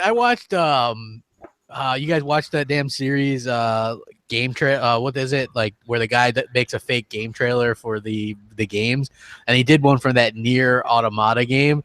And that game looked weird as shit. Like, I don't know. Weird as shit. We might have dodged a bullet with no Scalebound. I'm just saying. I know she was like, I don't agree with that. Dragons. Okay. So, we're not getting in a discussion about dragons, because like we literally had the whole chat and everybody arguing about the difference between dragons and drakes and everything else. So dragons fly and you got like the 3 guys that like girls. Drakes like, who gives fly? a shit? That's not even what. No, it's apparently the whole. I'm not getting into this conversation. Wait, no. What's a drake? I'm just curious. It only has 2 legs, and its like arms are like its wings or whatever. Oh my god. Wait, and what's the difference? What's a dragon? It apparently has 4 legs with wings. I roll. Dragons only have 2 legs. I roll a 20 to intimidate. I have no idea. That was my whole thing. Someone's like, a drake is a type of dragon. That was my whole thing. A drake is still from the dragon. Like, a dragon is an overall breed. It's not. It was so this whole stupid thing. I was right regardless, but someone wanted to argue with me about it. So you're trying to say the dragons are way better than drakes, is what you're saying? Yeah, I think that's what she's saying. She really wanted to play as the guy with the headset. Flying around on his dragon and stuff. I don't know. Scalebound, don't diss it. Hey, I'm not. I think that game looked okay. Options are good. I mean, it would have been great if it would have hit. Yeah, but as we know, Phil ain't about that. Like, get this shit out of here. Get that out of here. What the fuck were you guys thinking? You should have had Studio Gobo make Scalebound from the start. Yeah, put some F1 cars in there. Maybe they are working on it. I mean, come on. Like, obviously, you know. Well, technically, like, Microsoft still owns Scalebound, right? Yes. Yeah, they own the IP. Is there still the possibility that there is at some point in time it could still be made? Like, the foundry of it is still there. Apparently, it ran like dog shit, and they couldn't get it to run right. Well, apparently they were maybe funneling the somebody money needs to fix it. and putting I'm it in telling you, all bro, the they other put it all in games. that new RoboCop game. Yeah, they were like, hey, let's go ahead and use this money, and then Microsoft goes to check on the game a year later, and it's like no better than when it was the last time, and they're like, It's running worse now. yeah, it's running worse. They're And playing they're the like, wrong game. That's Ninja Turtles. Yeah. Oh, we're gonna need 2 more years or plus or whatever. You know what I mean? I don't think Phil works that way. Like Phil is very stickler for the time and things like that. Like the game's got to come out when they come out, and that's just how it is. And I think EA's like that too. Like that new Battlefront game that's being worked on by 3 studios. DICE is doing the multiplayer. Motive. That game works when it comes out, Roast. Battlefront 2, that's going to be... crap. Okay, so Motive's working on the single player of Battlefront. Yes. DICE, Which looks awesome. DICE LA, from what I understand, is working on the multiplayer, not like the main DICE studio. Hold on, DICE LA, they're the ones that did... Medal of Honor or Medal of Warfighter or whatever the Medal of Honor. They're the ones who've been doing like all the patches for BF4 and BF1 and some of the DLC. Yeah, they're the B team. They folded them into DICE LA, or they closed. Well, they were called Danger Close, if you remember. Yeah. And then their games tank. I actually liked those campaigns, the Medal of Honor campaigns. I thought they were pretty damn good. So Rand, they're what did doing Motive develop before that? What did Motive work on? I have no clue, to be honest with you. I have no clue. Hey, but they got a chick. I really like the first Medal of Honor game. I thought that game was fucking awesome. And what's the third team? Criterion? Yeah, they're making the space battles. Oh, God. Multiplayer, yeah. Drifting X-Wings around. Yeah, that would be awesome, man. Maybe, what they should do is get, like, Vin Diesel and stuff in there. I heard Criterion helped with, like, the Nomad stuff. I thought that worked. Or what is it? What do they call it? I spent, like, 90 hours in that game. I can't remember what it's called. Mass Effect. Did they? I thought that they had the original Mass Effect. No, I'm talking about Andromeda. The new Andromeda, yeah, the straight to DVD. What do they call that thing? It's not the Nomad now. What's the new one called? What the hell is that thing called? Is it called the Nomad? Yeah, the Nomad. Okay, it used to be called the Mako. That's right. I heard they had helped with the Nomad. So yeah, I like it. I'm looking forward to the new Battlefront. I think that again, like a lot of people are making big deals out of like the female protagonist. Like even with the new Darksiders game, and then in the Star Wars, I like the idea of that. I don't mind. But one place that might be a little bit controversial, where I'm like, this doesn't really make sense, is Call of Duty World War II lets you play as women soldiers. Well, I don't think this is a huge deal. I do think that it's weird because they're going for an authentic type of thing. But women were in World War II. Yeah, they were in it, but they weren't fighting.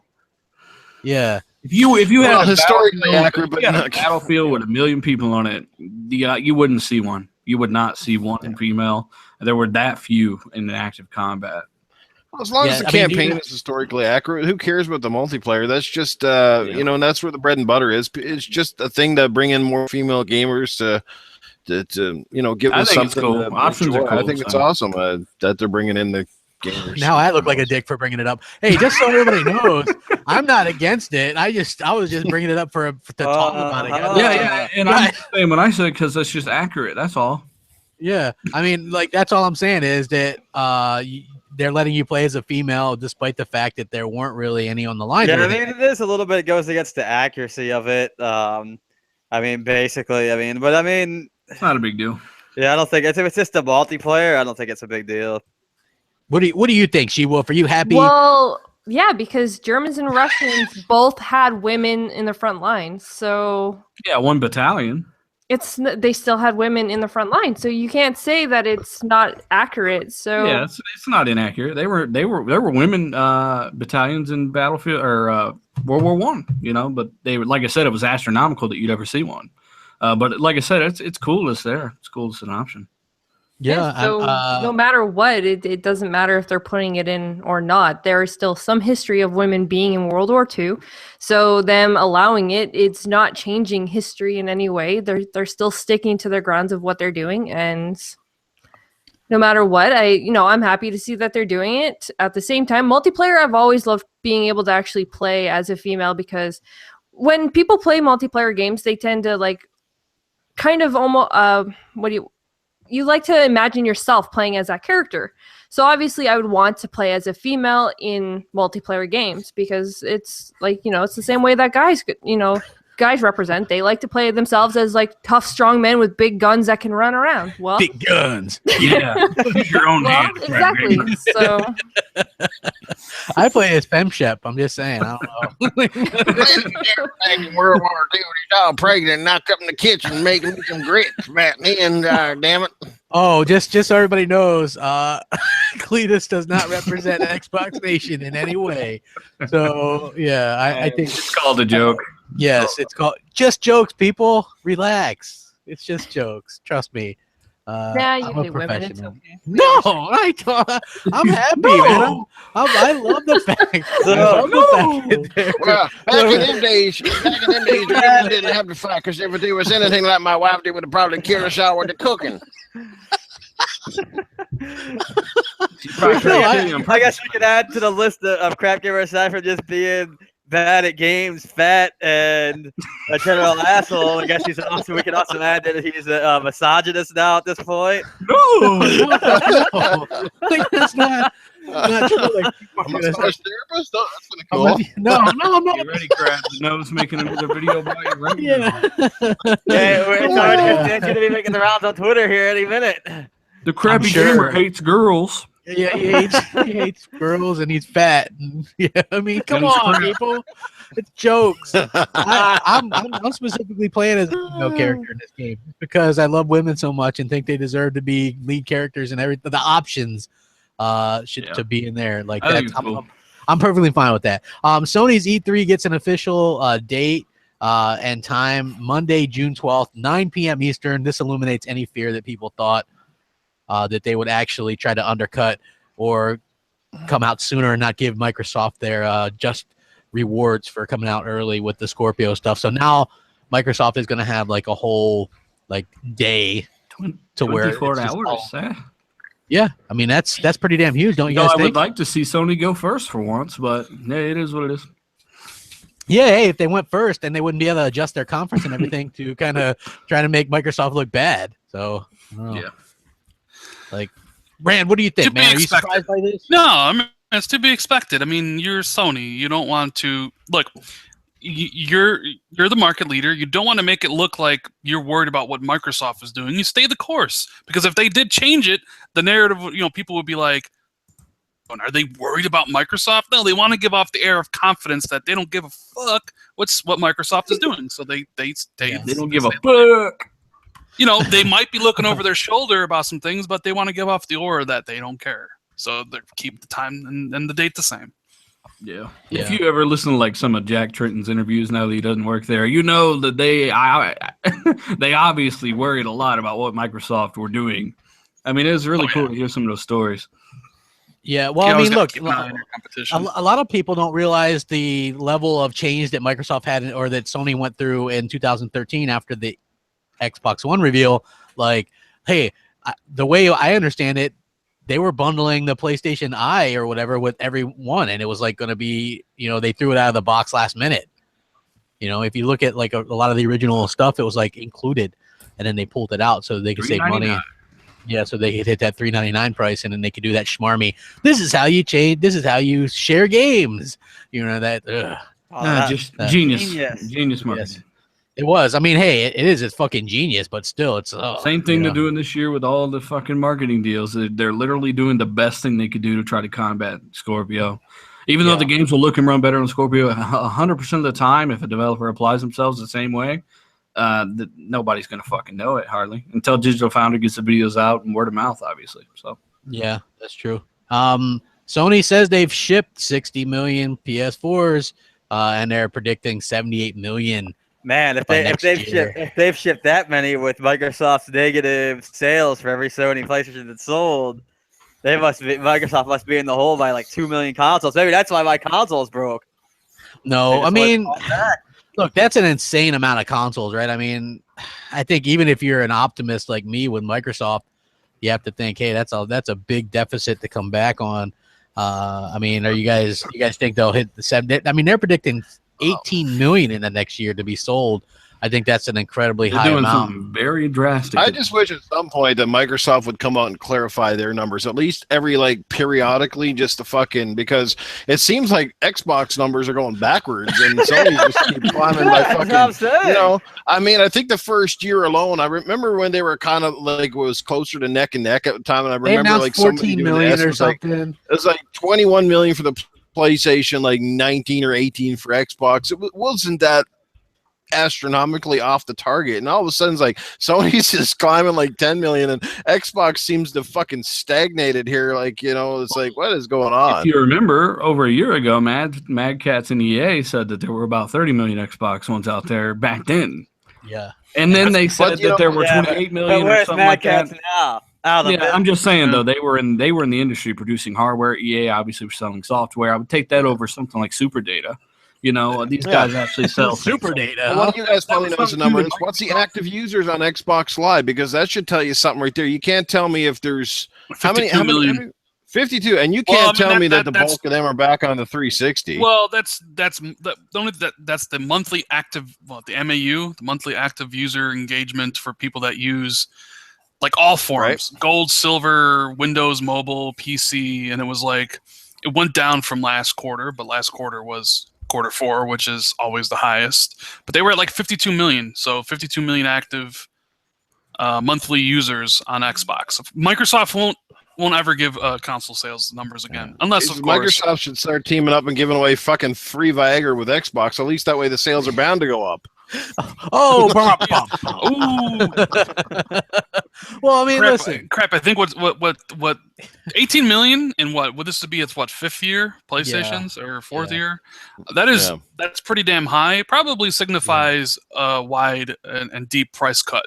Maybe 199. Well, stuff like that. Factor predicted that. He predicted a price cut for them, which I'm inclined to agree. You're going to have to come out with a price cut. Predicted that thing that happens every single year, regardless. Yeah, you know, I mean, look at you using your brain, dealer. Come on, you're not supposed to do that. Well, I mean, Sony doesn't cut price every year, do they? Yeah, the last 2 years they did. Around the holidays for sure. Well, what's it right now? What's what is the MSRP for a PS4 right now? Is it 300? $299, but they did put the 1 terabyte and everything now. But I always see these deals for like $250 and $225 for them a lot too. So So they'll probably cut it to $250 for MSRP, right? And then Black Friday you'll start seeing stuff for $199 or $175.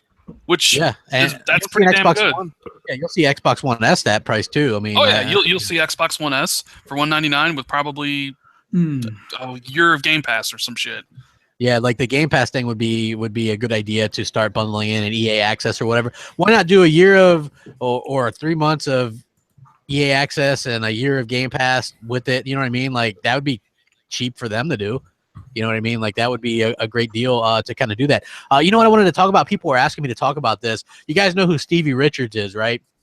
Was a wrestler back in the day. Stevie Williams. Okay, well, he was a wrestler. Richards, right? Yeah, Stevie Richards was a wrestler back in the day, like during the Attitude Era and stuff like that. Yeah, I'm white trash. Okay, so anyway, I got no. Was that his like on stage name? Yeah, so he does. Hi, I'm Stevie Richards. Yeah, he does. He has a YouTube channel, and he did a video that you guys might have seen where he said he was switching from PS4 to Xbox, right? And I was like one of the few people that saw this video at the beginning. And his reason was that he kept getting locked out of his PSN account, and Sony's was no help whatsoever. Like their support was non-existent. You know, they kept locking him out of his account and stuff like that. And Microsoft, when he was having problems and switched, like Larry Herb messaged him and they like hooked him up with some stuff or whatever. You know what I mean? They're like, welcome. You know, just like what they should do. Like, get over here and support your own country. Yeah, so you look at Stevie Richards' YouTube, and he does like a lot of these little like videos like this or whatever, and then suddenly this one's like at 60,000 views or whatever. You know what I mean? Like it really caught on, and so anyway, like you know, you can imagine a lot of people are salty because Microsoft reached out to him and we're like, hey, you know, yeah, welcome to Xbox, blah blah blah, because we know like Microsoft and Xbox Live, they don't have the same issues or a lot of the same issues that PSN has. So now guess what? Now that he's gone on record and his video's blown up and it's kind of viral and everybody's talking about it, you know who called him? Sony? He got a call from PlayStation. Yeah, right? They tried to lure him back once they found out who he was in his video, and he's kind of a star or whatever. I don't know why. He sucked in the WWE anyway. He was that stupid censor guy with friggin' Ivory, and he was a fucking idiot. He was also part of the BWO, the Blue World Order. I don't care. He was an idiot. Well, I mean, it's hilarious. Like, I'm looking at his channel now, and it's just so weird to see somebody like that doing this. That's his most like video though. Like he just was like, "Hey, I'm switching to Xbox," and then everybody's like watching that video and like here's why the CW's Flash should have been cast in Justice League. Yeah, you know, like his he video about random shit, don't he? Yeah, it's not really gaming related mostly. I mean, he does have some gaming stuff in there. His most recent one is I got a call from PlayStation. Yeah. So he got a call from PlayStation. That's the newest one, and he was just talking about how they kind of they were trying to lure him back or whatever. You know what I mean? And I thought that was kind of interesting that they didn't really give a damn about this guy until he did a video that kind of went viral and was like all over like N4G. They said, "Who the fuck is Stevie Richards?" Yeah, who's Stevie Richards? He was this like average wrestler or whatever that She-Wolf hated. Because she was a Hardy Boys fan, and I love the Hardy Boys, but it was also like I hated like Ivory and stuff. She was an idiot, but yeah, I know. I just didn't like their storyline. I was like more of a fan of Lita and Trish Stratus. Who would have thought that She-Wolf was a fan of Jeff and Matt Hardy? Oh my! No, know, right? Not Matt. I don't like not Matt. You don't like Broken Man? It's only Jeff Hardy. I'm like, let's pay racist little Hulk Hogan to go do some PlayStation commercials. Whoa, brother, easy, brother, easy. Come on. It's got the power of 10 Titans, brother. Brother. Well, anyway, yeah, like I agree. Like that was a cool era for wrestling, though. Like that was like, not to change the topic to wrestling, but I'm a kind of a fan, and I went into some of that stuff back in the day and like saw them wrestle and stuff. It's a pretty good show, but it's weird seeing it live because there's no announcers live, and I think I've said that story before. It's like you just hear people running across the mat and grunting, and that's about it. So it's like it's much better. Yeah, and you do see him mess up a lot, so it's much better to like watch on TV or whatever. But I guess it was kind of fun, it was interesting. But I thought that'd be like an interesting thing to bring up. So this guy, like, I wonder if he's gonna do strictly Xbox and Sony stuff from now on his channel, because he sees like, you know what I mean? Like he's obviously like, if you look at some of the comments in there, like got some people in the feelings because he told the truth. Like here's a guy was on PlayStation, he got locked out of his account. You can't play your games or whatever. Every time was a hassle. Sony would never help him out. So he gets an Xbox, and Microsoft was very welcoming and talked to him on social media, which is what Microsoft does. They always interact on social media and stuff. And then once Sony found out that he was kind of, I guess, like a B-lister or whatever, or some kind of person of fame, B-lister. Then they're going to try to get this guy back on Team Sony. Right? Like, I mean, that makes sense, but I just think that it's funny that Sony didn't give a shit about this guy until they found out that his video had some traction and he was kind of famous or whatever. You know what I mean? Like, I just, to me, that's just annoying. I just wanted to kind of share that. Also, guys, Polygon did this video today about how they wanted, and I saw a dealer bitching about this too. They were like, the Project Scorpio needs to have the frames per second counter on the retail version because we need to know, because we don't believe Microsoft basically when they say it's this good. Well, we need to know that it's better than the PS4 Pro at all times. My answer to that is just a bunch of bullshit anyways, right? Because even if Microsoft included it on there, then all of a sudden people would just be like, yeah, that's just hacked on there to always say 60 frames per second. I mean, seriously, that's what would happen. Hellhammer, this is what happens when you get a bunch of fucking idiots like the people at Polygon that have zero clue what any of this tech spec stuff means. And if you do know what it means, you instantly know it's the difference between 25 to 30 frames just on average, just on the GPU side. You know that the RAM enables high bandwidth textures. You know what that means. But these people have to make an article saying, well, we need proof that it's running better. Like, what a bunch of fucking idiots. But still, even if they did do that, they would just be like, yes, Microsoft's just faking it out. Because that's just how it is. I totally don't understand it at all, to be honest with you. Didn't need proof from the Pro that it was doing better than the PS4, and those games look damn near identical half the time. So We're talking about the Ben Kuchera article, right? Is that who did it? Is that the one where it was like they need to where it add needs that? the thing on top of in the front, so the frames per second or whatever, the counter. That one. Yeah, it just says Polygon Microsoft get consumers to FPS counter on the front of Xbox Scorpio. So yeah, that's the Ben Kuchera article, right? It's also satire, but it was god awful satire. That's satire? Oh no, dude, it's satire. Like I read it, and I mean, I know it's satire, but it's so god awful satire. That's the worst satire I've ever seen in my life. Exactly. It's not to be taken literally as satire, but it's so bad. I don't know. Ben Kuchera is a hack writer. Look, remember when I did that video a couple weeks ago about Ben Kuchera and Jason Schreier, the non-objective one, right? Yeah. I had so many people I know in the press that I met and I know, and people from Xbox privately DM me saying, thank you for pointing that out about Ben Kuchera. By the way, his own buddies in the press make fun of him constantly. So even his press buddies don't like him. So what did you say in the video about Ben Kuchera? I said he's a hack. I said that nobody should pay attention to. He's also the guy that was like, "You stop complaining about the Xbox One DRM. You guys are nothing but farts in the wind. They won't do anything. It won't change." And then like 2 days later, they changed it. He's that dude. He literally said, "People by your own words." Huh? Yeah, so he's a hack. Polygon, they have some good people working at Polygon, but I think it's a terrible website. It's just avoid Ben Kuchera. Don't give them clicks, because that's what they want. They want you to click on the thing and then read it and get ad revenue. The water bill's due. We need you to write an article. He's the one who had an article up here 10 minutes after the Scorpio reveal from Digital Foundry, an article talking about how it didn't matter what the Scorpio specs were because it has no games. 10 minutes after the specs went on. Oh, I didn't He's know. That guy. Man, he jumped on that shit fast. Damn. He had that shit pre-written. You know he had it pre-written. And that was what my video was about. I was like, you could have wrote that article like any point in time between E3 last year and this moment, but you waited until Scorpio specs were revealed to run this stupid-ass article. You're right. It was 100% pre-written.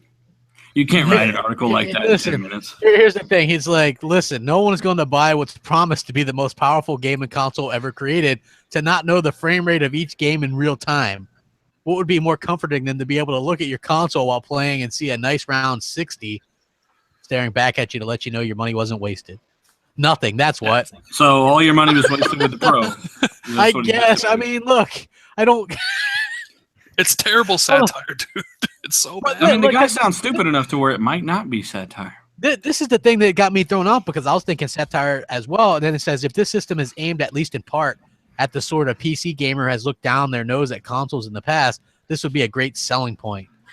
The screen would be the sort of data overload certain PC gamers love to see in order to feel secure in their purchases to make sure they are always exceeding their minimum requirements for performance and speed. And then he's like, I'm not the only person to think so. And fucking lists Jez Gordon's tweets. Like he lists them in there, right? Like, please keep the display with the FPS. It's fantastic. You know what I mean? Like, what? Yeah, Jez DM'd me. He's like, oh my God, I'm in Polygon. I'm like, rip. Yeah. Bad for you.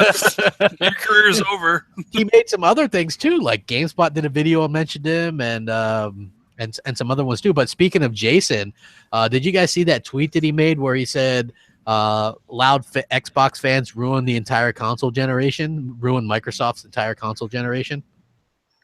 Oh, if he's being ask Jason's bitch ass why we're so loud. That's the question. Yeah, I mean, look, I don't understand. Like the guy that has clearly came out and said, "Hey, I'm not objective." He's working for a blacklisted site that doesn't get invited to events. And then he says that loud Xbox fans ruin Microsoft's entire console generation. I would love to know what Xbox fans were doing to exactly warrant this. You know what I mean? Like, I don't see any crazy, like super crazy Xbox fans. I get considered to be pretty bad or whatever, but I don't do anything crazy, I don't think. And for one, he was part of the stuff that the people he worked with and himself wrote, and the stuff that they did profited off of this kind of shit that perpetuated the whole console war bullshit.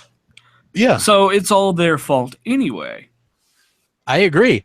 Like I don't understand why this is like a thing.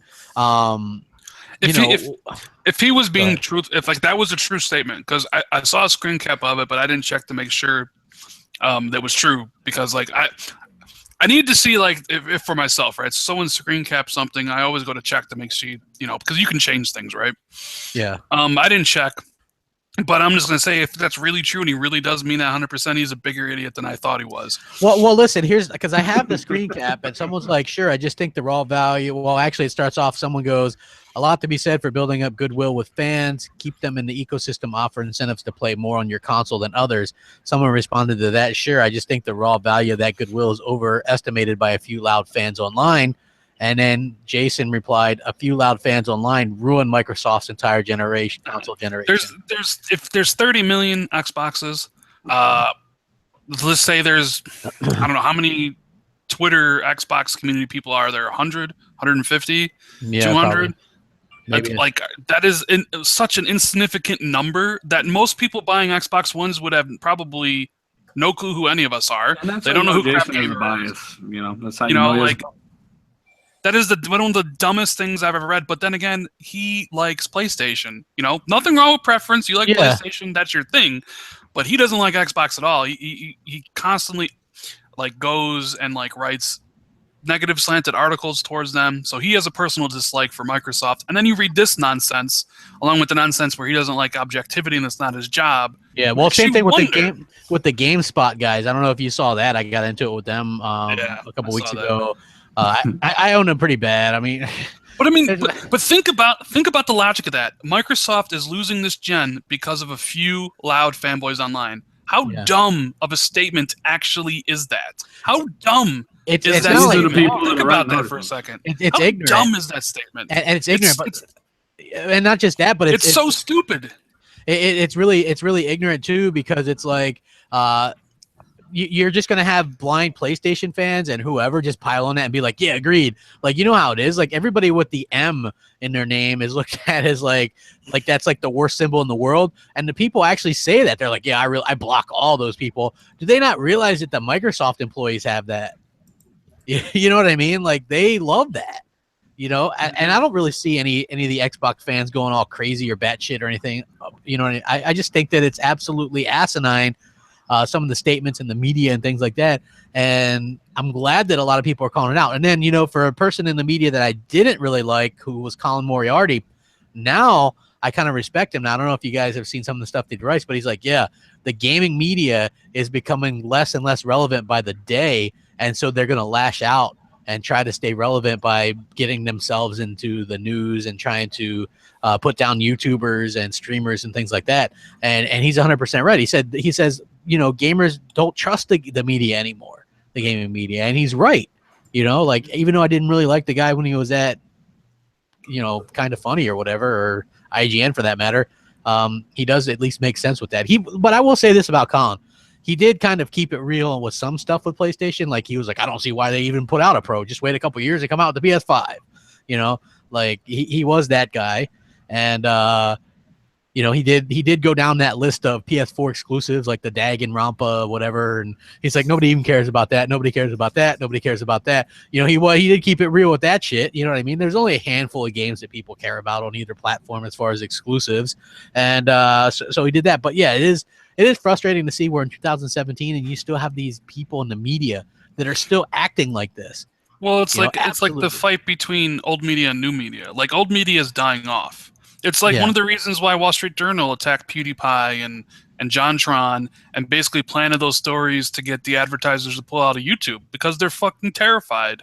They're terrified. JonTron, they didn't plant that shit. Well, I know they didn't, but they certainly did against PewDiePie, though. Yeah, PewDiePie, 100%. And yeah, JonTron opened up his mouth, but Wall Street, the Wall Street Journal was the ones basically taking the clips of stuff of like advertisements in front of racist videos and then pressuring the advertiser to pull out and stuff. And just because they see their influence waning and waning every single year, just like IGN. Inevitable. That's all they're doing. Right? Yeah, it's just IGN, GameSpot. They see it year over year. Like they get less and less influence, and who's getting more and more influence?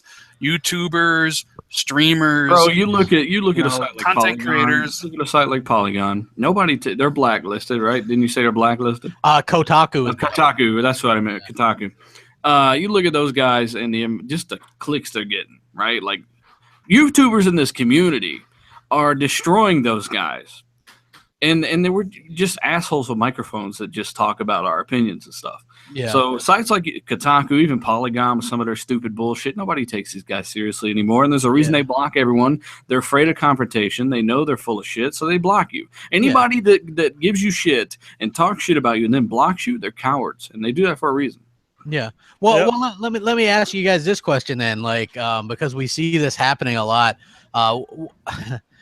What can, like the media, they're doing this wrong. Like if they would just do their job that people want them to do, I think they would be okay. But you got the fact, like, okay, like we looked into this Fable thing and we see this article and we see this, like I did the Gobo video before I knew what it was, right? Like I did. I'm like, hey, they partnered with a third party thing. That's something people want to know.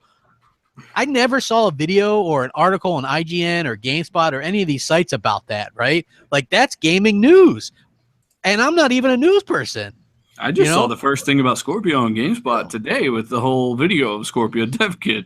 Well, yeah, again, that's that fucking I think Jez posted that this morning, right on his Twitter, the dev kit lighting up or whatever, which I think that's from, isn't that from the X Fest thing? It probably is. Yeah, if you watch that on the obviously the documents didn't have any videos in them, but yeah, I'm sure that's where that came from. Yeah, I mean, like, well, no, there is a point down there when you go to a thing like it does something like that. I don't know, but I thought that was. We certainly don't see any articles that say Microsoft including a 4K Blu-ray player in the Xbox One S was fucking genius. But yeah, we'll see bullshit articles pop up that says, Sony not putting in a 4K in the PS4 Pro was absolutely, was the best idea since sliced bread. Like this bullshit like that. And then, like you say, even when Xbox was winning NPDs, places like fucking IGN, they're doing the thing like, yeah, Microsoft won the NPD, but apparently was outsold by the 3DS. I love how everybody takes that last shot at Microsoft and the Xbox platform. It just lovely, isn't it? It's fantastic. Well, last month's NPD was absolutely hysterical because it was PS4 trounces Xbox One, but loses, but both lose to Nintendo. It's like, why not just say Nintendo wins? Yeah, exactly. That's a perfect example. Nintendo seriously. Like bullshit that we got to do. Yeah, Nintendo wins NPD. Enough said. There's your article. But no, you had to make sure that people knew the Xbox came in last. Yeah, Xbox loses to the Atari as well. So we just throw that in there. Every train needs a caboose. Yeah. Come on. Usain Bolt. This dude wins third place at the Olympics. He was, but he's outpaces Usain Bolt or something. Like just so fucking weird. Yeah, shit they do, man. It's so obvious. That's what makes me sit and scratch my head. I'm like, could you guys be any fucking more obvious? And why do you do that? Is it for clicks? Is that the way you really feel? Yeah, it worked on you, bitch. That's what they're saying. They get you pissed off, Noof. It angers the blood. Somebody who comes from a media background, someone who spent 4.5 years in radio, you're always supposed to be objective, and you're supposed to look at things from both sides and stuff like that.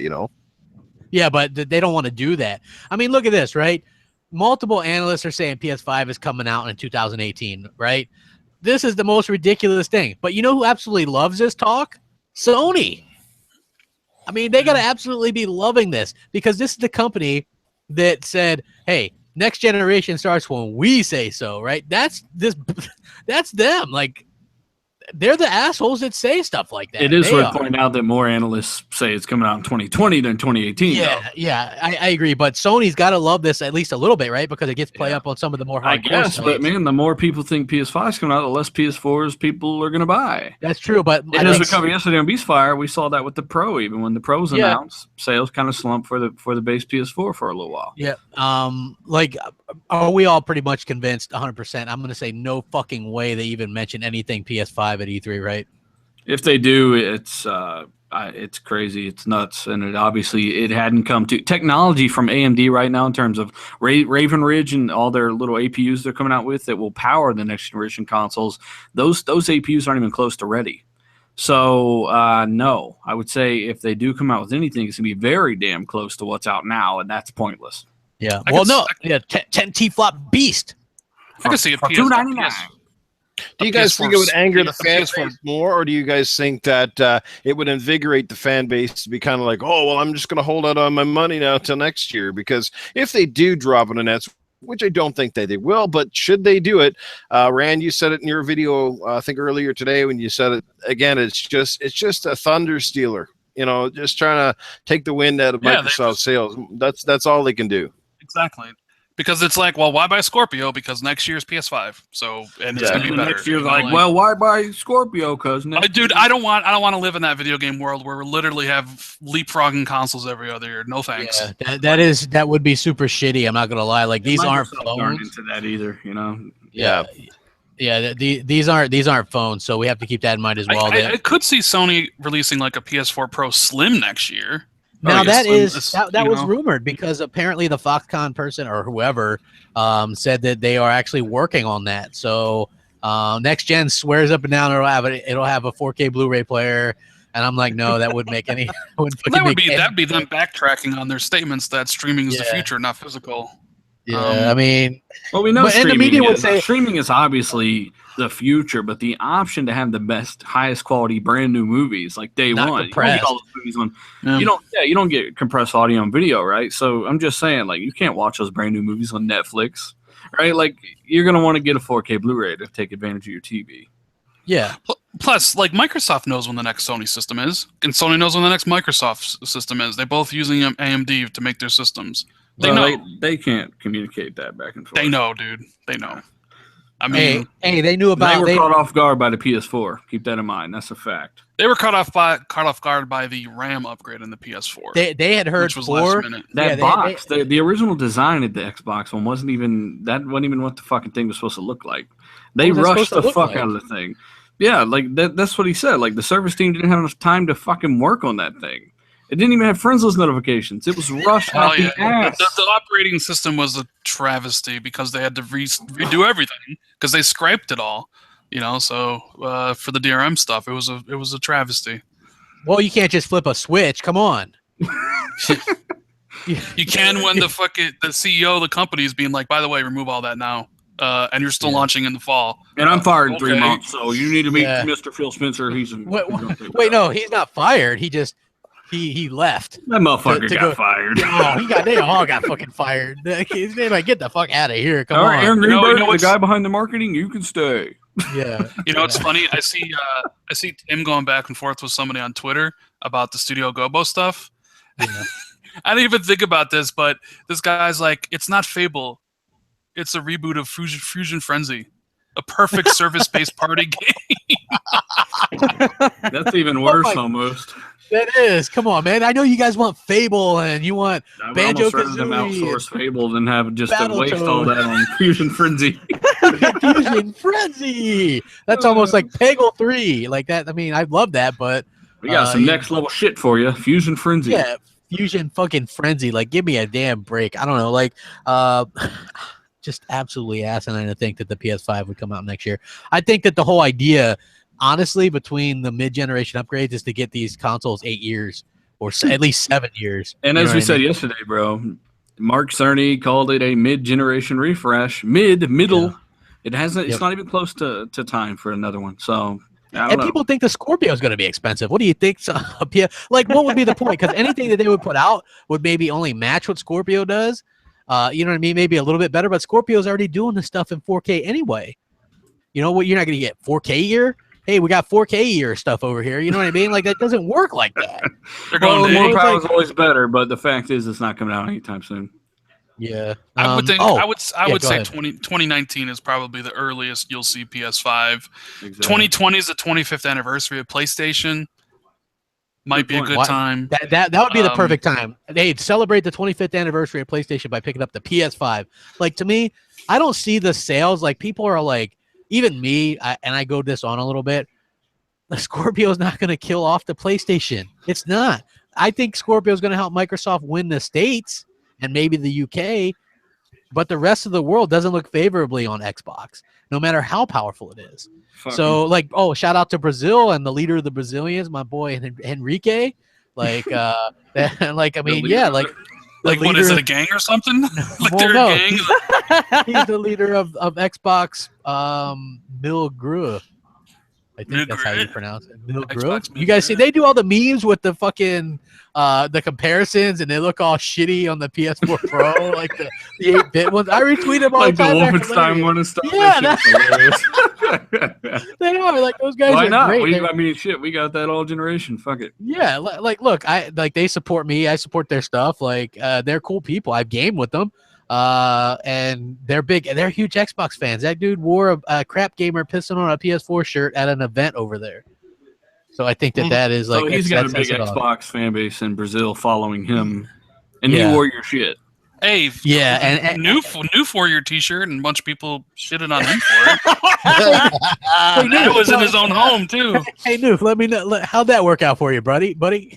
Oh, fantastic, man. Just like I fucking told you, I called it. I was like, yeah, my picture's going to be fucking recycled to the PS fanboy pages for days on end. It's just like, yeah, fucking fans of fanboys. Fucking Isn't that weird? Like those dudes will go and like literally screen cap your picture. A grown man will go to your thing and be like, I'm gonna save this picture on my phone. Yeah, Like, and then it was all fucking why are weirdo. Xbox. What was one of the things I read? Why are Xbox fans all fucking fat? I'm like, Right. I was like, yeah, well, I'll come over and sit on your fucking face, you dumbass. You're fat, Noof. Yeah, I'm fat. That I'm dude. fat. Yeah, well, I'm not too fat that I can still see under my stomach that the PlayStation sucks compared to Xbox. Zing. I mean, come on, like really, that to me that is funny. You know what I mean? That's Like, hilarious. yeah, just we're the bad. I'm the bad guy though, right? Like I'm the most like awful person ever, right? She-Wolf.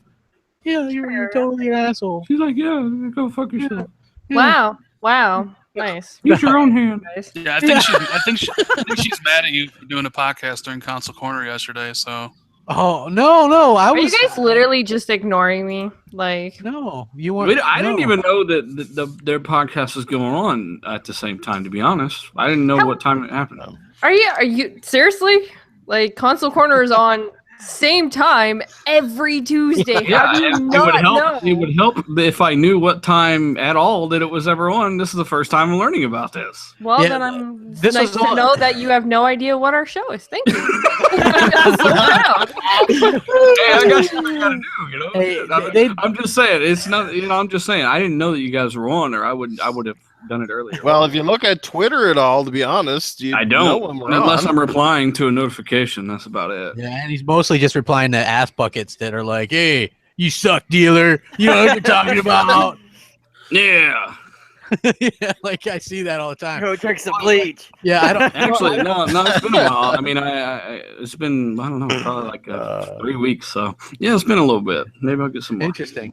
You know, so Bully 2 might be in development, which I thought was a little bit weird. But this is looking like it's going to actually be a thing. Do you think that they might not do like a GTA in any hurry to do GTA 6? No, why? GT 5 still selling like crack rocks. I know, like it is because again, it's a service-based game, right? So yeah, it's doing extremely well. I can't believe that game hadn't been patched for Pro. You know, GTA 5 on the Pro, right? It hadn't gotten a patch. Yeah. Very It surprising. hasn't. That's No. interesting. They probably don't care. They're like, hey, people are still spending Fuck money on it, this we're shit. selling it anyway. We could release it on the Super Yeah. Nintendo at this point. Still sell. I would love the 16-bit version of that. I think it would be absolutely fantastic. what if they don't buy? They do Grand Theft Auto 6, but they don't include a story. They just multiplayer. You know what? I never even played through the story in that. What? So In 5, it was That was the Yeah. best part. 5 No, was here's the really thing. good. I was playing it on 360, and I got kind of far into it, but the achievements were so far and few between. They I was were. like, ugh. And there was so much other stuff to do. Like I'd get caught. Oh, you go skydiving, or you go do this, or, you know. And I was just like, I was literally just spending so much time not getting achievements and not even doing the story that I was just like, I'm gonna go play something else. And that's- Those games that they're really spread out. They're generally pretty big, right? And it's kind of annoying, but like The Witcher was a pretty good case. Who do you got to fuck to get an achievement in The Witcher, right? But that game was so Hellhammer, that enjoyable. motherfucker. Hellhammer's he- got like fucking how many you got on there, thousands. Hellhammer? Like a Yeah, over 1,000? 1,000. Yeah, I'm just saying The Witcher is so enjoyable. It's like I didn't care there, but Grand Theft Auto 5 story was a little disjointed sometimes. I still It was liked kind it of all better than over multiplayer. the place. I liked it. I haven't finished it, but yeah, it was very all over the place, and that's what kind of lost It was me. good. I beat it on 360. Oh, really? Yeah, and then I got the X1 version and never really touched it. So, because I'd already beaten it not long before. So, Oh, interesting. So, okay, now that we've actually hit 10 o'clock, I just got notified that it's 10 o'clock and people have to go. Noof Nukem apparently had the jet as well. So he could have said something like Noof is just like he just pulled a Zaire on us, like just fucking gone. yeah, bail. Interesting. So yeah. So but it is 10, and I don't want to keep all these lovely people here. She-Wolf, what do you got going on? I'm going to be streaming some game at 1 o'clock tomorrow, and then me and Fox are streaming Titanfall 1 at 2 o'clock. Titanfall 1. Yeah. And then, of course, we have Console Corners on Tuesday at 7 p.m. All right, hang on, She-Wolf. There's a problem here because we got a pretty big podcast called Xbox Beastfire on Tuesdays. Yeah, well, guess what? We were there first. Hey, guess what? So, This one has the words Beastfire in it. so I don't care. It could Yours has have the word freaking whatever. I still don't care. Okay, here's the deal. Man, I really want to find a way around this because I know I've heard you say this several times. It's just now hitting me, right? So I want Wait, to find a way. say We need to what? talk about this What are afterwards. you talking about? To get away for both of these shows to not be on at the same time. Are you following me? No, because they've been on at the same time since Zaire started it. We haven't cared then. It was just a pick on crap thing because it was just funny to pick on him. For that. I can pick on him all I want to. That's so mean. No, it's not. I'm allowed Everybody's so to. mean to me, guys. You see what I had to deal with? Like, every Well, wait day. a minute, crap. You've put me through a lot of crap too, so I'm allowed to crap. pick on you. I'm So- nice to everybody. Come on. Hey, Either way, it's always been at the same time. Both. Okay, shows. Tuesdays at 7. So- Gotcha. Thank you. Yep, 7. They go 7 to 9, or 7 to 9. Yeah, and so and I actually I watched the first half, and then I did Beastfire from 9 to like 10, 15 or something. So it was they're both good shows. So yeah, there's no I'm gonna No, watch there's no the other tension one here. while I'm doing mine. That's what I'm. that's what gonna I did. do. Yeah. I was like watching it because the chat didn't seem to like me too much on Beastfire. They're like, "Who's this asshole?" Oh wow. Well, apparently he got a lot of bad likes too. So. Yeah, he did. My I subscribers bring are that. picky. They're picky. They're gonna. Yeah. I don't know. They don't like me. Either way, so you can find me on Gamers Knows Best YouTube channel. I stream on there, do videos on there. We got podcasts on there. I had such a busy week though because Sunday is also my birthday, and then Monday we're happy doing birthday. ladies' night, so it's like Ooh. all over the place. So, and I have like lots of streams and everything else going on.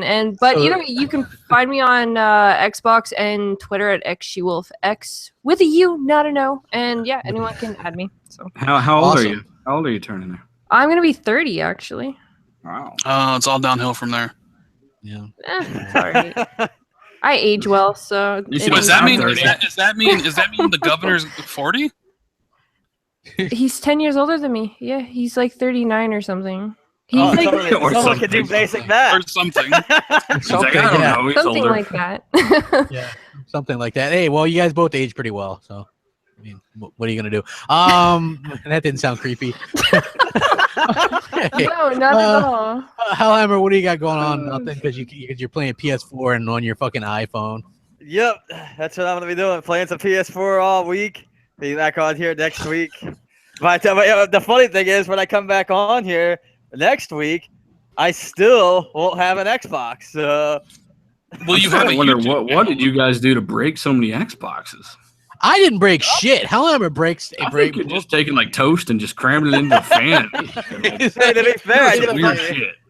there probably was some Starburst wrappers or like a potato chip or something. That was my old computer, and it had some Starburst wrappers in there, but that was a long time ago. That was my folks. old computer. It might have been a Mounds a Mounds bar, or How did that happen, Crapgamer?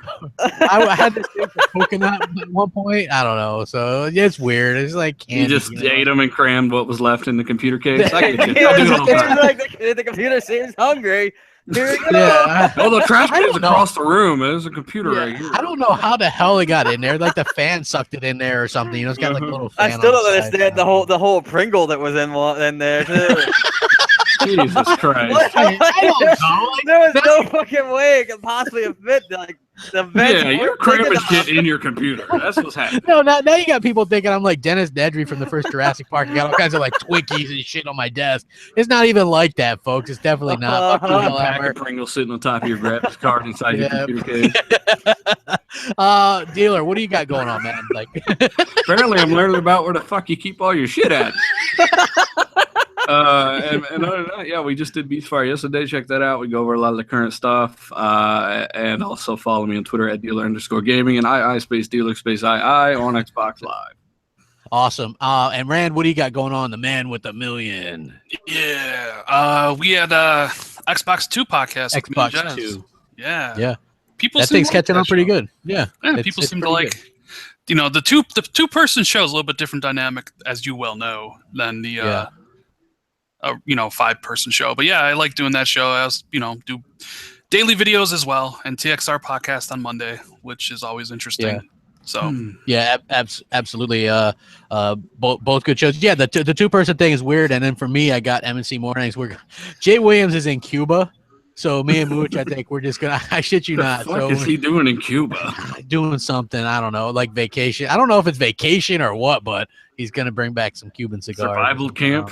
I guess. I told him not He's to eat going over any to get meat. some cheap fucking some cheap meds is what he's doing. Some Studebakers from like the 40s or something. I don't know. Like I was like, man, like have fun, but it does suck that we are still gonna do MNC Mornings, but it's just gonna be me and Mooch. Like no voicemails, no J calls, Dubs. no Jay. Yeah, he's not there. But the problem is, I was like, I did a poll and people were just like, yeah, just do it anyway. Just answer people in the chat or whatever. So I was like, I guess. I mean, it's gonna sound shitty, but I don't know. We're gonna go acoustic. We're gonna go do like the opening theme song, like a cappella or something. I don't know. So we'll see how it goes. Yeah. So anyway, thank you guys for joining us. Make sure you have your pet spayed or neutered and all that good stuff. Thanks, Newt, for joining us, and thank you guys all for joining us. We had like a lot of fun. It's all in good fun. Nobody here dislikes each other. Trust me, because I know a lot of you guys sometimes take that seriously. Like, oh my god, did you hear him arguing? Everybody's fine. Trust me. Just fucking around. Yep. Yeah, it's just jokes. And we'll catch you guys next time. Thanks for watching.